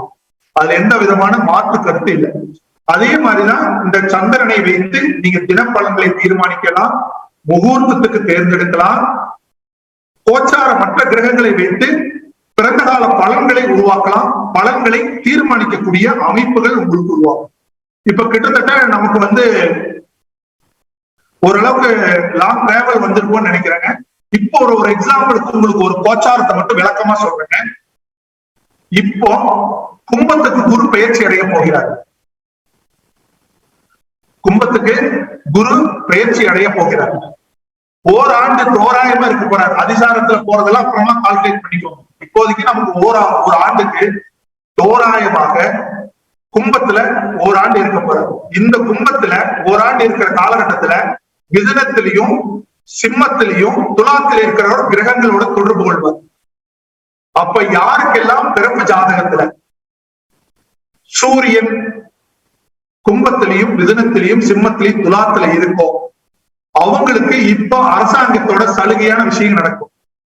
குழந்தை பெற தகுதியா இருந்தீங்கன்னா ஆண் குழந்தை. யாருக்கெல்லாம் கும்பத்துல மிதுனத்துல சிம்மத்துல துலாத்துல சுக்கிரன் இருக்கும், இப்ப குழந்தை பெற தகுதியான நிலையில கன்சீவா இருக்காங்க, டெலிவரி ஆக போகுதுன்னா அல்லது கரு கூட போகுதுன்னா ஆண் பெண் தீர்மானிக்கிற இடமா இருந்துச்சுன்னா அப்ப அவங்களுக்கு பெண் குழந்தை தான் பிறக்கும். இப்ப ஒரு நிலம் வாங்குறதுக்காக ரொம்ப நாள் துடிச்சிட்டு இருக்கிறீங்க. செவ்வாய் யாருக்கெல்லாம் கும்பத்துல மிதுனத்துல சிம்மத்துல துலாத்துல செவ்வாய் இருக்கோ அவங்க எல்லாம் நிலம் வாங்கக்கூடிய வாய்ப்புகள் அமையும்.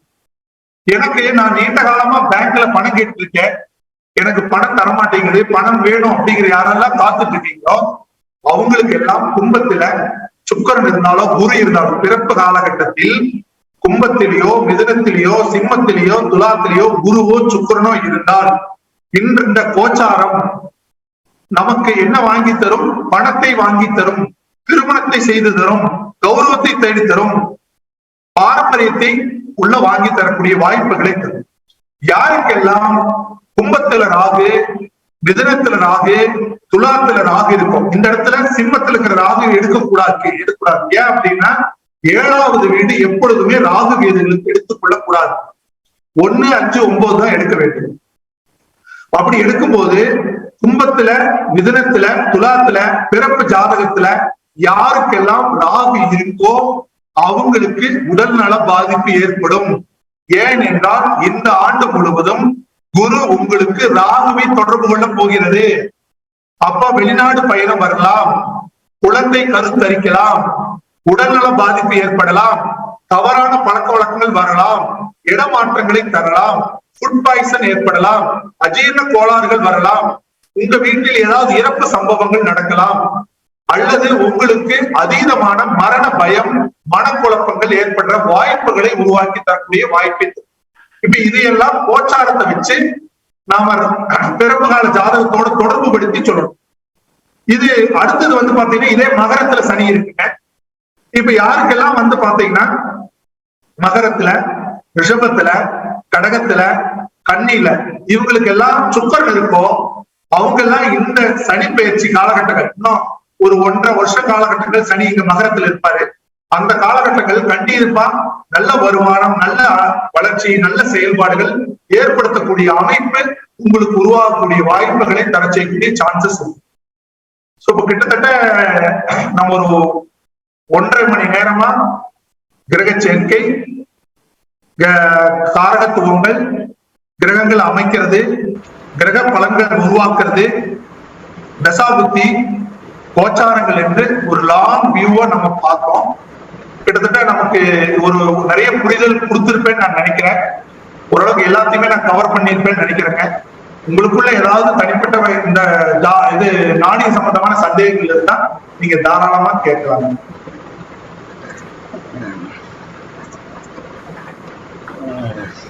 தேங்க்யூ, மிக்க நன்றி சார். ஒரு அருமையான ஒரு சிறப்புரை. Thanks to Gemini school of astrology அந்த செல்லம் சார். Okay sir. அவங்களோட சேர்ந்து இணைஞ்சி ஜெமினியை நடத்துறவங்க எல்லாருக்கும் ஓகே சார். நான் ஜோதிடம் ஏதோ ஒரு மேம்போக்கான விஷயம் அப்படிங்கிறத நகர்த்திட்டு போகக்கூடாது. இது ஒரு ஆணித்தரமான விஷயம். சும்மா ஒரு பலன் சொன்னா பொட்டில் அறையிற மாதிரி இருக்கணும். நடக்கும்னா நடக்கும், நடக்கலாம் அப்படிங்கிறது இல்லை. ஸோ இதுதான் இப்படி ஒரு உறுதியான விஷயங்கிறதுனால தான் ஒரு நீண்ட பாரம்பரிய காலமாக இந்த விஷயம் நிலைத்து நீண்டு இன்றைக்கும் மக்கள்கிட்ட இருந்துட்டு இருக்கு. இது மூடப்பழக்கம், அது ஆர்கியூமெண்ட் எல்லா காலங்களையும் வரும். 5000 ஆண்டுகளுக்கு முன்னாலையும் கடவுள் உண்டா இல்லையான்ற ஆர்கியூமெண்ட் நடந்துட்டு இருந்துச்சு, இப்பவும் நடந்துட்டு இருக்கு. ஒரு தத்துவம் சமூகத்தில் மக்களுடைய மனதில் ஆட்படும் போது, மக்களை ஈர்த்து கொள்ளும் போது அதற்கு எதிர்மறையான கருத்துக்களும் வரும். இப்படி எதிர்மறையான கருத்துக்கள் இருப்பதனாலேயே இதை நாம் நிலைநிறுத்தவும் முடியும். இதுக்கு எதிர்ப்பே இல்லைன்னா யாரும் இது பெருசா எடுத்துக்கிட்டும் போக மாட்டாங்க. ஸோ ஒரு அருமையான உரை, எவ்வளோ ஆணித்தரமா பலன்களை சொல்ல முடியும் இந்த பிருகுநந்தி நாடி மூலமாக அப்படின்னு ஒரு பெரிய ஆய்வு நடத்தியிருக்கீங்க. ஒரு புதுமையான விஷயம். இந்த நாடியில தசாபுத்திகளையும் நீங்க இணைச்சி பார்க்குறீங்கிற விஷயம், அதுவும் ரொம்ப பயனுள்ளதா இருந்துச்சு. இது நம்ம தளத்தில் இருக்கக்கூடிய எல்லா அன்பர்களுக்கும் பயன்பட்டிருக்கும்னு நினைக்கிறேன். அடுத்த கொஸ்டின் செஷன் யாரும் அன்மியூட் பண்ண வேண்டாம், ஹேண்ட் ரைஸ் பண்ணலாம்.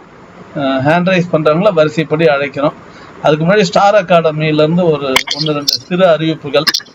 அன்மியூட் பண்ண வேண்டாம், 3 யாரும் அன்மியூட் பண்ண வேண்டாம், ஹேண்ட் ரைஸ் பண்ணலாம். ஸ்டார் அகாடமியில் மருத்துவ ஜோதிட வகுப்பு நடந்துட்டு இருக்கு. மருத்துவ ஜோதிட பேராசான் ஆர் ஸ்ரீனிவாசன் இந்த வகுப்பை நடத்துகிறாங்க. 10 நாள் ஆன்லைன் வகுப்பு. ஒவ்வொரு ஞாயிற்றுக்கிழமை மாலை 7 மணி முதல் இரவு 9 மணி வரை இந்த வகுப்பு நடக்குது. நாளையிலேருந்து இந்த வகுப்பு துவங்குது. இந்த வகுப்பில் இணைய விரும்புகிறவங்க என்னுடைய தொடர்பு கொள்ளலாம், ஸ்டார் அகாடமியோட தொடர்பு கொள்ளலாம். அதே மாதிரி நம்ம கோட்டையூர் சிவசுப்பிரமணியம் ஐயாவுடைய பஞ்சபக்ஷி சாஸ்திரம் ஒரு நாள் நேரடி வகுப்பு சென்னையில் நடக்குது. ஸ்டார் அகாடமி சார்பில் 28 நவம்பரில் நடக்குது. அதுலேயும் விரும்புகிறவங்க, இணையணும்னு விரும்புகிறவங்க ஸ்டார் அகாடமி தொடர்பு கொள்ளலாம். இந்த 2 வகுப்புகளுக்கும் சான்றிதழ் மற்ற விஷயங்கள்லாம் உண்டு. நேரடி வகுப்பில் மதிய உணவு கூட ஸ்டார் அகாடமி சார்பில் அந்த வகுப்பு நடக்கிறதுனால ஏற்பாடுகள் உண்டு. ஸோ தேவைப்படுறவங்க தொடர்பு கொள்ளலாம். அதே மாதிரி இப்போ ஜோதிட ரீதியாக நமக்கு எழக்கூடிய சந்தேகங்களை ஸ்டார் அகாடமி சில முன்னெடுப்புகளை பண்ணியிருக்கு. ஸ்டார் அகாடமிக்குடைய ஆஸ்தான வழிகாட்டியாக இருக்கக்கூடிய ஜோதிஷ வாசஸ்பதி, ஜோதிட பேராசிரியர் கிட்டத்தட்ட ஜோதிடம் சம்பந்தமான 40 நூல்களை எழுதியிருக்கக்கூடிய சேலம் ஆத்தூர் மு. மாதேஸ்வரன் ஐயா, அவங்க தான் நம்ம ஸ்டார் அகாடமியுடைய வழிகாட்டி. ஸோ அவங்க சந்தேக நிவர்த்தி அப்படிங்கிற ஒரு தலைப்பில் ஜோதிட ரீதியாக நமக்கு இருக்கக்கூடிய சந்தேகங்கள், தனிநபர் ஜாதகங்கள் கிடையாது, ஜோதிட ரீதியாக நமக்கு இருக்கக்கூடிய சந்தேகங்களை மட்டும் தெளிவுபடுத்துவதற்கு தினம் ஒரு கேள்விகளுக்கு பதில் கொடுத்துட்டு இருக்காங்க. அதை நம்ம யூடியூப்ல போட்டுக்கிட்டு இருக்கோம். அன்பர்கள் அந்த மாதிரி கேள்விகள் இருக்கிறவங்க ஸ்டார் அகாடமியோட டெலகிராம் தளத்தில் உங்களுடைய கேள்விகளை பதியலாம். ஸ்டார் அகாடமியோட டெலகிராம் தளத்தில் பெரும்பாலானவங்க இருப்பீங்கன்னு நினைக்கிறேன். இல்லைன்றவங்க எனக்கு ஃபோன் பண்ணியோ மெசேஜ் பண்ணால் லிங்க் அனுப்புகிறேன். அப்போ எல்லாருடைய கேள்விகளுக்குமே, ஏற்புடைய கேள்விகள் எல்லாத்துக்குமே நிச்சயமாக மாதேஸ்வரன் ஐயா பதிலளிப்பாங்க. இப்போ அந்த விஷயங்கள் நடந்துட்டு இருக்கு. அதனால ஜோதிட ரீதியாக எந்த சந்தேகம் வந்தாலும், இது யாரோ ஒருத்தர் புதிதாக துறைக்கு வந்தவங்கள, இதில் ஒரு ஜாம்பவான் நம்ம மாதேஸ்வரன் ஐயா, அவங்க முன்னெடுப்புல முயற்சிகளை இந்த விஷயத்தை ஸ்டார் அகாடமி எடுத்து பண்ணிட்டு இருக்கு. இது எங்களுக்கு ஒரு வரப்பிரசாதம். தமிழக ஜோதிட அன்பர்களுக்கு ஜோதிட ரீதியான நிறைய தெளிவுகளை ஏற்படுத்துவதற்கு இது பயன்படும்.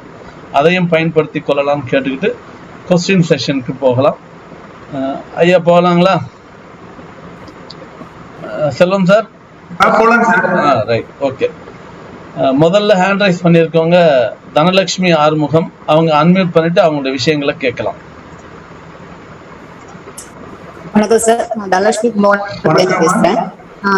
எனக்கு ஒரு சந்தேகம். அதாவது கோச்சாரத்துல குரு பிறப்பு கால குரு 1-5-9 தொடர்பு பெறும்போது இதனுடைய பலன்கள் எப்படி இருக்கு? அதே போல சனி பகவான் அதே 1-5-9 தொடர்பு பெறும்போது எந்த மாதிரியான பலன்களை கொடுப்பார்? அது மட்டும் கொஞ்சம் சொல்லுங்க. சொல்லுங்க. கோச்சார குரு அம்மா தனலட்சுமி அம்மா, உங்களுடைய கேள்வியை மறுபடியும் சொல்லுங்க. கோச்சாரத்துல குரு இப்போ பிறப்பு கால குரு 1-5-9 தொடர்பு பெறுகிறாருன்னு வச்சுக்கோங்களேன். அதாவது இப்போ தனுசுல இப்போ குரு இருக்காருனாக்கா, அதே போல 5வது இடத்துல மேஷத்துல குரு வரும்போது என்ன மாதிரியான பலனை கொடுப்பார்? அதே போல சனி பகவான் 1-5-9 தொடர்பு பெறும்போது, அதாவது சனியோட சனி தொடர்பு பெறும்போது என்ன மாதிரியான பலன் கொடுப்பார்? ஏன்னா ஒரே கிரகம் ஒரே கிரகத்தை தொடர்பு பெறும்போது அதனுடைய பலன்கள் எப்படி இருக்கும் அப்படிங்கறத நான் சத்திக்கிறேன். புரிஞ்சுதுங்க. அதாவது கோச்சார குரு பிறந்த கால குருவை தொடர்பு கொள்ளும் பொழுது என்ன மாதிரியான பலன்களை தரும், கோச்சார சனி பிறந்த கால சனியை தொடர்பு கொள்ளும் போது என்ன மாதிரி பலன்களை தரும் சொல்றாங்க. இப்போ பொதுவா குருவை தொடர்பு கொள்றது நன்மைங்க.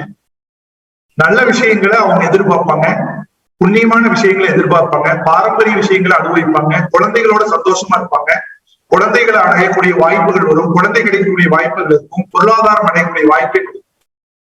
ஆனா கோச்சார சனியை தொடர்பு கொள்றது தொழில் தடைகளையோ, தொழில் தாமதங்களையோ, தொழில போராட்டங்களையோ, தொழில அஜாக்கிரதையான நிலையோ, தொழில் சார்ந்த வகையில ஒரு விரக்தியோ, தொழில லேசியா இருக்கிற மாதிரியான நிலைப்பாடுகள் அவங்களுக்கு ஏற்படும்.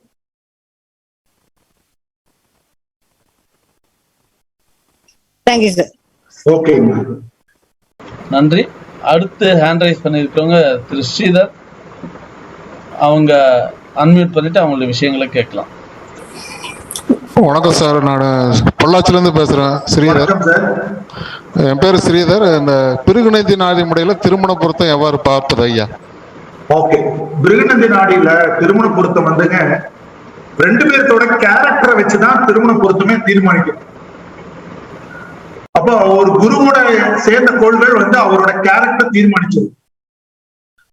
அதே மாதிரி பெண்ணுக்கு பாத்தீங்கன்னா சுக்கரனோட சேர்ந்த கோள்கள் அவங்களோட கேரக்டர் தீர்மானிச்சது.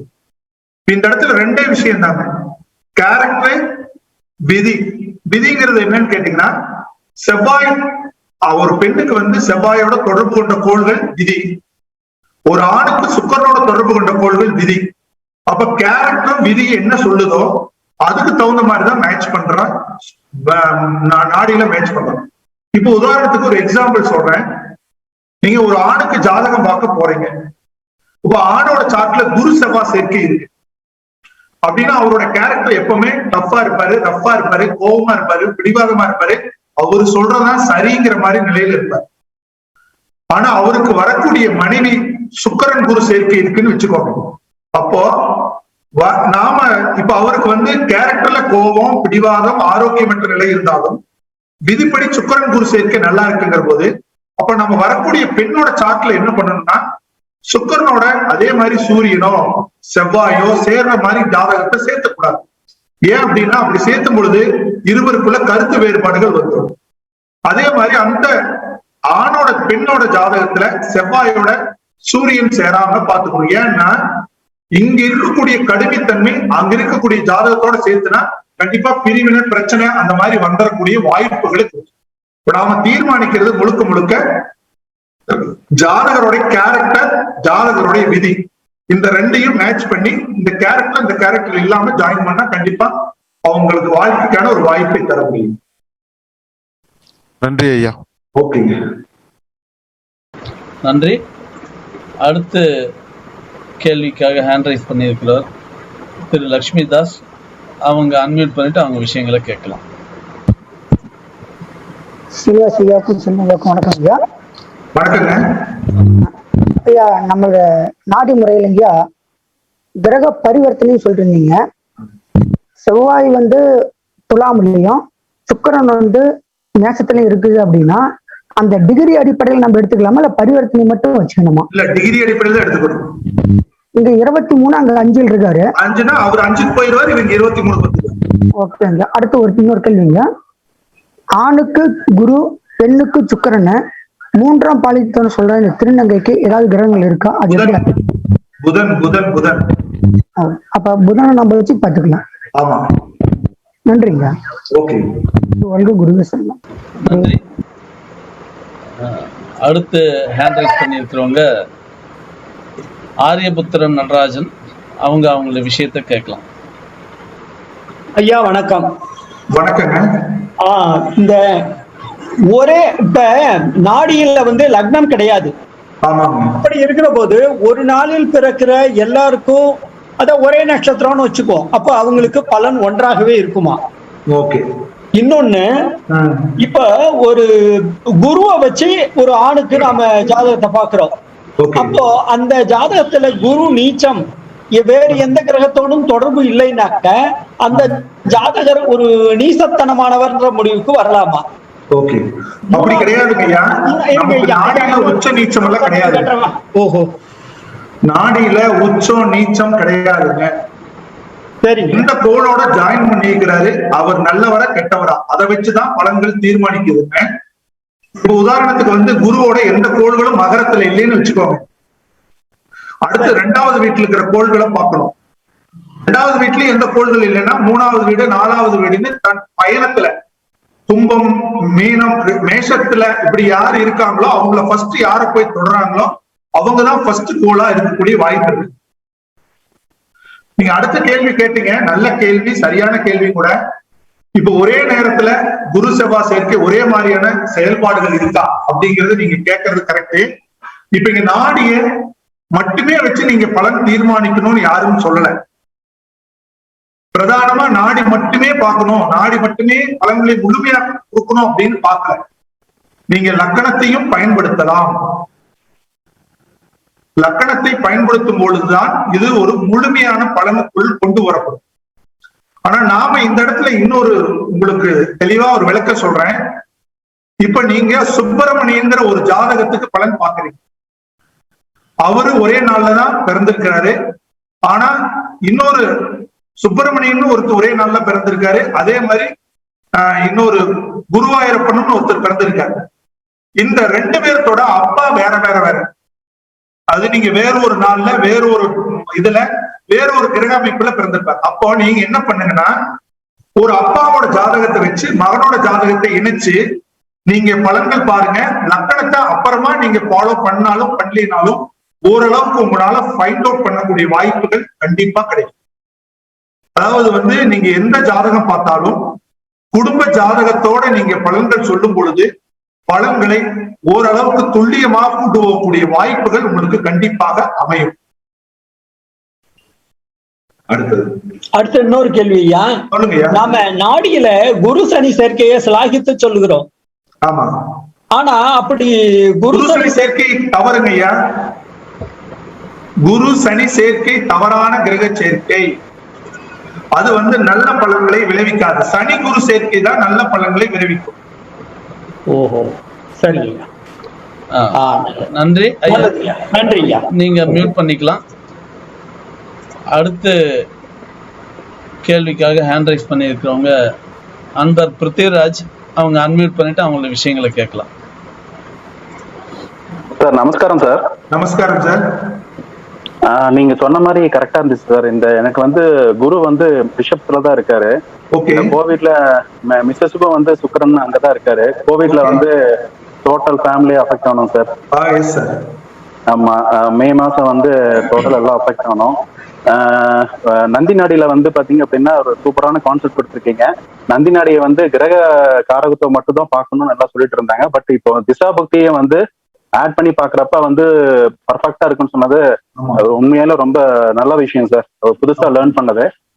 எனக்கு ஒரே ஒரு சந்தேகம் சார். இப்போ நீங்க அந்த கிரக சேர்க்கையோட வந்து திசா பக்தி பாக்குறப்ப வந்து அந்த கூட வந்து ஒரே ராசியில இருக்க கிரகத்தை மட்டும் பார்க்கணுமா? இந்த நந்தி நாடி பாக்குறீங்களா 1, 5, 9 அதை டேபிள் ஃபர்ஸ்ட் எடுத்துட்டோம்லங்க. Okay sir. பலனுக்காக ஒரு டேபிள் எடுக்கிறோம்ல, அதே அப்படியே ஃபாலோ பண்ண வேண்டியது திசா பக்தி. Okay sir. இப்போ இதுல வந்து அந்த 2, 12, 3, 11 அந்த மாதிரி தேவையில்லை. 1, 5, 7, 9. Okay sir. Okay sir. Fine sir. ரொம்ப சந்தோஷம் சார். Thank you sir. தேங்க்யூ. நன்றி பிருத்திவிராஜ் சார். மியூட் பண்ணிக்கோங்க. அடுத்து ஹேண்ட் ரைஸ் பண்ணியிருக்கவங்க சதீஷ்குமார், அவங்க அன்மியூட் பண்ணிட்டு அவங்க விஷயங்கள். ஐயா வணக்கம் ஐயா. செல்வம், உங்க கிளாஸ் நல்லா இருந்தது. இந்த கொஸ்டின் வந்துட்டு கிரக சேர்க்கையில வந்து சந்திரன் ராகு, ஓகே, கிரகண தோஷம்ன்றாங்கல்ல சார் ஐயா. ஓகே, அது மாதிரி இந்த சந்திர தசையோ ராகு தசையோ இல்ல சந்திரன் வந்து அந்த டிராவல் பண்ணும்போது அவருக்கு என்ன மாதிரியான பலன்கள் ஏற்படும் கிரக சேர்க்கையில இருக்கும்போது? இல்ல, சந்திரன் ராகு சேர்க்கை வந்து ஒரு கிரகண சேர்க்கைன்னு தான் சொல்லுவாங்க. அது ஏன் அப்படின்னா சந்திரன் வந்து மனத்தை குறிக்கக்கூடிய கோள், தாயாரை குறிக்கக்கூடிய கோள். அது ஒரு பெரிய ரோல் இருக்குங்க. அதுக்கு சந்திரன் வந்து நம்ம பலன்கள் தீர்மானிக்கிற இடத்துல மனம்தான் வந்து நம்மளோட வாழ்க்கை முறைகளை தீர்மானிக்குது. அப்ப ராகுவா இருக்கிறதுனால நிறைய பேருக்கு சந்திரன் ராகு சேர்க்கை இருக்கிறவங்களுக்கு தாயாருக்கு வந்து உடல் உபாதைகள் வர்றது, டிராவல், அதாவது வந்து பெரும்பாலும் வந்து பாத்தீங்கன்னா இவங்க சொந்த நாட்டுல இல்லாம வேற ஒரு பிரதேசத்துல, வேற நாட்டுல, வெளியூர்ல, வேற இடங்கள்ல இருக்கிறவங்களுக்கு இந்த சந்திரன் ராகு சேர்க்கை பெரிய அளவுக்கு தீமையை தர்றதில்லை. உள்ளூர்ல இருக்கிறவங்களுக்கு தான் அது ஓரளவுக்கு தீமையை தருது. அப்ப சந்திரன் வந்து 2 நாட்டுல மட்டும் மூவ் ஆகுது இல்ல சார்? அப்போ அந்த டைம்ல வந்து சந்திரன் அந்த இடத்துல 2 காம்பினேஷன் அப்போ வந்தால் அப்போ பலன் எப்படி இருக்கும்? அந்த மனசு அவங்களுக்கு பாதிக்கப்படுமா? கண்டிப்பா அந்த மனம் வந்து விக்கிரமான மனம் உருவாகலாம், பயணம் சார்ந்த சிந்தனைகள் வரலாம், தூக்கமின்மை பிரச்சனைகள் உருவாகலாம், அசிடிட்டிஸ் ஃபார்ம். நிறைய பேருக்கு சந்திரன் ராகுக்கு வந்து அசிடிட்டி நிறைய ஃபார்ம் ஆகும். அசிடிட்டி ஃபார்ம் ஆகக்கூடிய வாய்ப்பு அதிகமா இருக்கு. நன்றி ஐயா. வர்க்கோத்தம் எடுத்துப்பீங்களா இதுல? வர்க்கோத்தம் கிடையாது, இதுல எடுக்க மாட்டீங்க. நன்றி ஐயா. நன்றி சதீஷ் சார். மியூட் பண்ணிக்கோங்க. அடுத்து சுரேஷ்குமார், அவங்க அன்மியூட் பண்ணிட்டு அவங்களுக்கு கேள்விகளை கேட்கலாம். சார் வணக்கம் சார். வணக்கம் சார். சார் இப்ப அந்த குரு ராகு சேர்க்கையில இப்ப ராகு தேசம் வந்து நெகட்டிவா இருக்கு, குரு தேசையும் அதே மாதிரி நெகட்டிவா ஒரு வாய்ப்பு இருக்கா? ரெண்டு வக்கரம் தானங்க. குரு போய் ராகு தொடர்பு கொள்றாரு, ராகு போய் குருவை தொடர்பு கொள்றாரு. ரெண்டும் ஒரே மாதிரி பலன்களை தான் செயல்படுத்துது. ஆனா வந்து இதுல என்னன்னு கேட்டீங்கன்னா ராக திசையில வீரியம் ஜாஸ்தியா இருக்கு, அதோட வக்கரத்தன்மை அதிகமா இருக்கும். குருவோட இல்ல கொஞ்சம் அதோட கம்மியா இருக்கு, அதோட பாயிண்ட் ஆஃப் வியூ கம்மியா இருக்கு. ஆனா நீங்க குருராக சேர்க்கை தீமை கிடையாது சார். குருராக சேர்க்கை இருக்கிறவங்க பெரிய கோடீஸ்வரங்க, எல்லாமே பிக் ஷாட்டா இருக்கிறாங்க, அவங்க வாழ்க்கையினோட உச்சத்தை தொட்டு இருக்கிறாங்க. அவங்க கிட்ட இருக்கிற மைனஸ் என்ன? ஹெல்த், 2வது கேரக்டரு, பழக்க வழக்கம், இது மட்டும்தான் மைனஸா இருக்கு.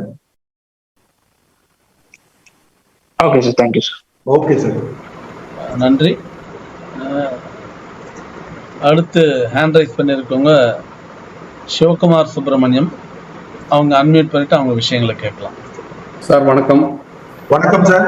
சார் இப்போ இந்த ஒரு ஆண் ஜாதகத்துல குருவை வச்சு பலன் சொல்றப்ப இந்த குருவுக்கு 1, 5, 7, 9 இருக்கிற கிரகங்களை சேர்த்து சொல்றப்ப அந்த ஜாதகனோட உடன்பிறப்பையும் சொல்ல முடியுமா? உடன்பிறப்புக்கு வந்து செவ்வாயை வச்சு சொல்லலாம். இளைய உடன்பிறப்புக்கு செவ்வாயும், மூத்த உடன்பிறப்புக்கு வந்து சனியை தொடர்பு கொண்டு சொல்லலாம். எண்ணிக்கை எப்படி சொல்றது? என்ன சார்? எண்ணிக்கை எப்பவுமே கரெக்டா வராது சார். அது ஜோதிடத்திலே கிடையாது. அது மாதிரி ஜோதிடத்துல உடன்பிறப்போட எண்ணிக்கையை சொல்வதற்கு சரியான அமைப்பு எதுவுமே கிடையாது. ஏன்னா நிறைய விஷயத்த நம்ம கணிக்கிறப்ப இந்த ஒரு விஷயத்துல நிறைய பேர் தோத்து போயிடும். அதனாலதான் கேட்டேன். இல்ல அது நீங்க அது ஜோதிடத்துல அந்த மாதிரியான ரூலே கிடையாது. அது நீங்க ஃபாலோ பண்ணவே வேண்டாம். தேங்க்யூ. Okay sir.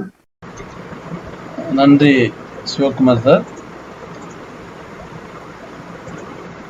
அடுத்து நிறைவா ஹேண்ட் ரைஸ் பண்ணிருக்கவங்க திரு கோபி ராமமூர்த்தி. நமஸ்காரம் சார். நமஸ்காரம் சார். நமஸ்காரம். உங்க சேவைக்கு நன்றி. 8 மணி நேரம் நல்லா டைப் பண்ணதே தெரியல. ரொம்ப அந்த அருவி மாதிரி அப்படியே கொட்டிகிட்டே இருந்தது உங்கள்கிட்ட இருந்து. அதுக்கு சீனிவாசன் சாருக்கு ரொம்ப நன்றி சொல்லணும். சார் ஒரு சின்ன டவுட்டு. இப்ப ரிஷபத்துல கேதுவும் சுக்கிரனும் சேர்ந்து இருந்ததுன்னா இப்ப இந்த கோச்சாரத்துல இந்த ராகு வரும்போது என்ன எஃபெக்ட் கொடுக்கும் சார் அது? இல்ல சார், இப்ப வந்து சுக்கிரன் இல்ல, சுக்கிரன் கேதுன்னு சொல்லணும். சுக்கிரன் கேது. சுக்கிரன் கேது சேர்ந்து இருக்கிற இடத்துல இந்த இடத்துல ராகு வரும்போது கேது தான் ஃபர்ஸ்ட் தொடர்பு கொள்ளணும். ராகு அப்ப எந்த மாதிரி பலன்களை பார்த்தா கேது கிராஸ் பண்ணிடுது. கேது கடந்துருச்சுன்னா ராகுக்கு வந்து சுக்கிரனை தொடர்பு கொள்ளுதுன்னா அப்போ வந்து அந்த சுக்கிரன் கேதுக்கான கேரக்டர் பிறப்பு ஜாதகத்துல இருக்கும் இல்லைங்க. இது அருமையான கொஸ்டினுங்க. இப்போ பிறப்பு ஜாதகத்துல சுக்கிரன் ராகு கேது சேர்க்கை இருக்குங்க. இப்ப கேதுவை கடந்து ராகு வந்து சுக்கிரன் நோக்கி மட்டும் போறாரு அப்படின்னா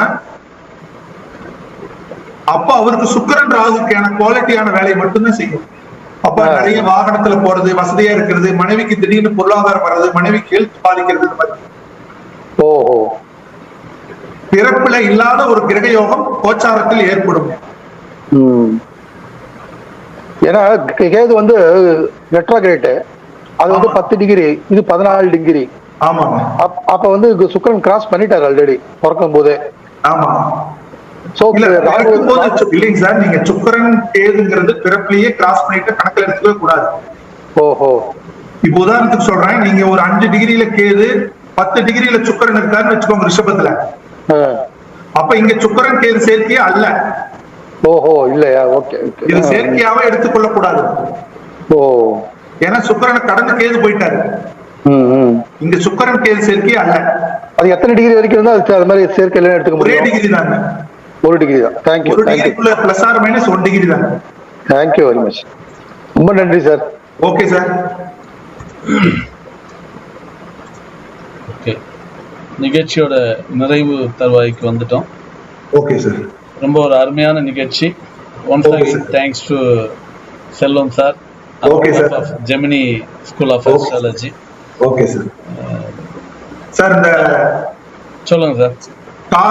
ஸ்டார் அகாடமியின் மூலமா நீங்க இருக்கக்கூடிய அன்பர்கள் அனைவரையும் இணைச்சதுக்கு ரொம்ப நன்றிங்க. இன்னும் நீங்க நிறைய பண்ணணும். வாழ்த்துக்கள். கண்டிப்பா சார். வெளியிலிருந்து வாழ்த்துறதுங்கிறத விட வெளியிலிருந்து வாழ்த்தும் ஒரு டிராபேக் என்ன இருக்குன்னா அதுக்குள்ள நாங்க வரமாட்டோம்னு ஒரு அர்த்தம் ஆயிடும். டெய்லர் ரொம்ப பிரமாதமா துணி தைக்கிறாரா நம்ம எப்பவுமே தக்க முயற்சி எடுக்க மாட்டோம்னு அர்த்தம். சோ வாழ்த்துகிற ஒருத்தரா இல்லாம நீங்களும் எங்களோட இணைஞ்சு வரணுங்கிறத உங்களுக்காக தளத்துல இருக்க எல்லாரும் ஸ்டார் அகாடமி விஷயத்துக்கு மெட்டீரியலிஸ்டிக்கா, அதாவது பொருள் உதவி அல்ல, விஷயங்கள் ஸ்டார் அகாடமியில கொண்டு வரதுக்கு, ரெண்டாவது ஒரு டேட்டா பேங்க் கொண்டு வரதுக்கான, ஜோதிட ரீதியான டேட்டா பேங்க் கொண்டு வரதுக்கான ஒரு முயற்சிகளை பண்ணிட்டு இருக்கோம். ரொம்ப வாழ்த்துக்கள் சார். பெரிய முயற்சி. உத்தியோகம் சம்பந்தமாக, திருமணம் சம்பந்தமாக, இறந்தவர்கள், சிறைப்படுத்தப்பட்டவர்கள் அல்லது தற்கொலை, இப்படி ஒவ்வொருத்தருடைய டேட்டாஸையும் கலெக்ஷன் பண்ணணுங்கிற முயற்சிகளை இறங்கி இருக்கோம். கண்டிப்பா சார். ஸோ இது வருங்கால ஜோதிட சமூகத்துக்கும் நிகழ்காலத்தில் இப்போது வளர்ந்து வருகின்ற ஜோதிடர்களுக்கும் ஒரு ஆய்வுக்கு அல்லது PhD பண்றவங்களுக்கு, படிக்கிறவங்களுக்கெல்லாம் இது தேவைப்படும்.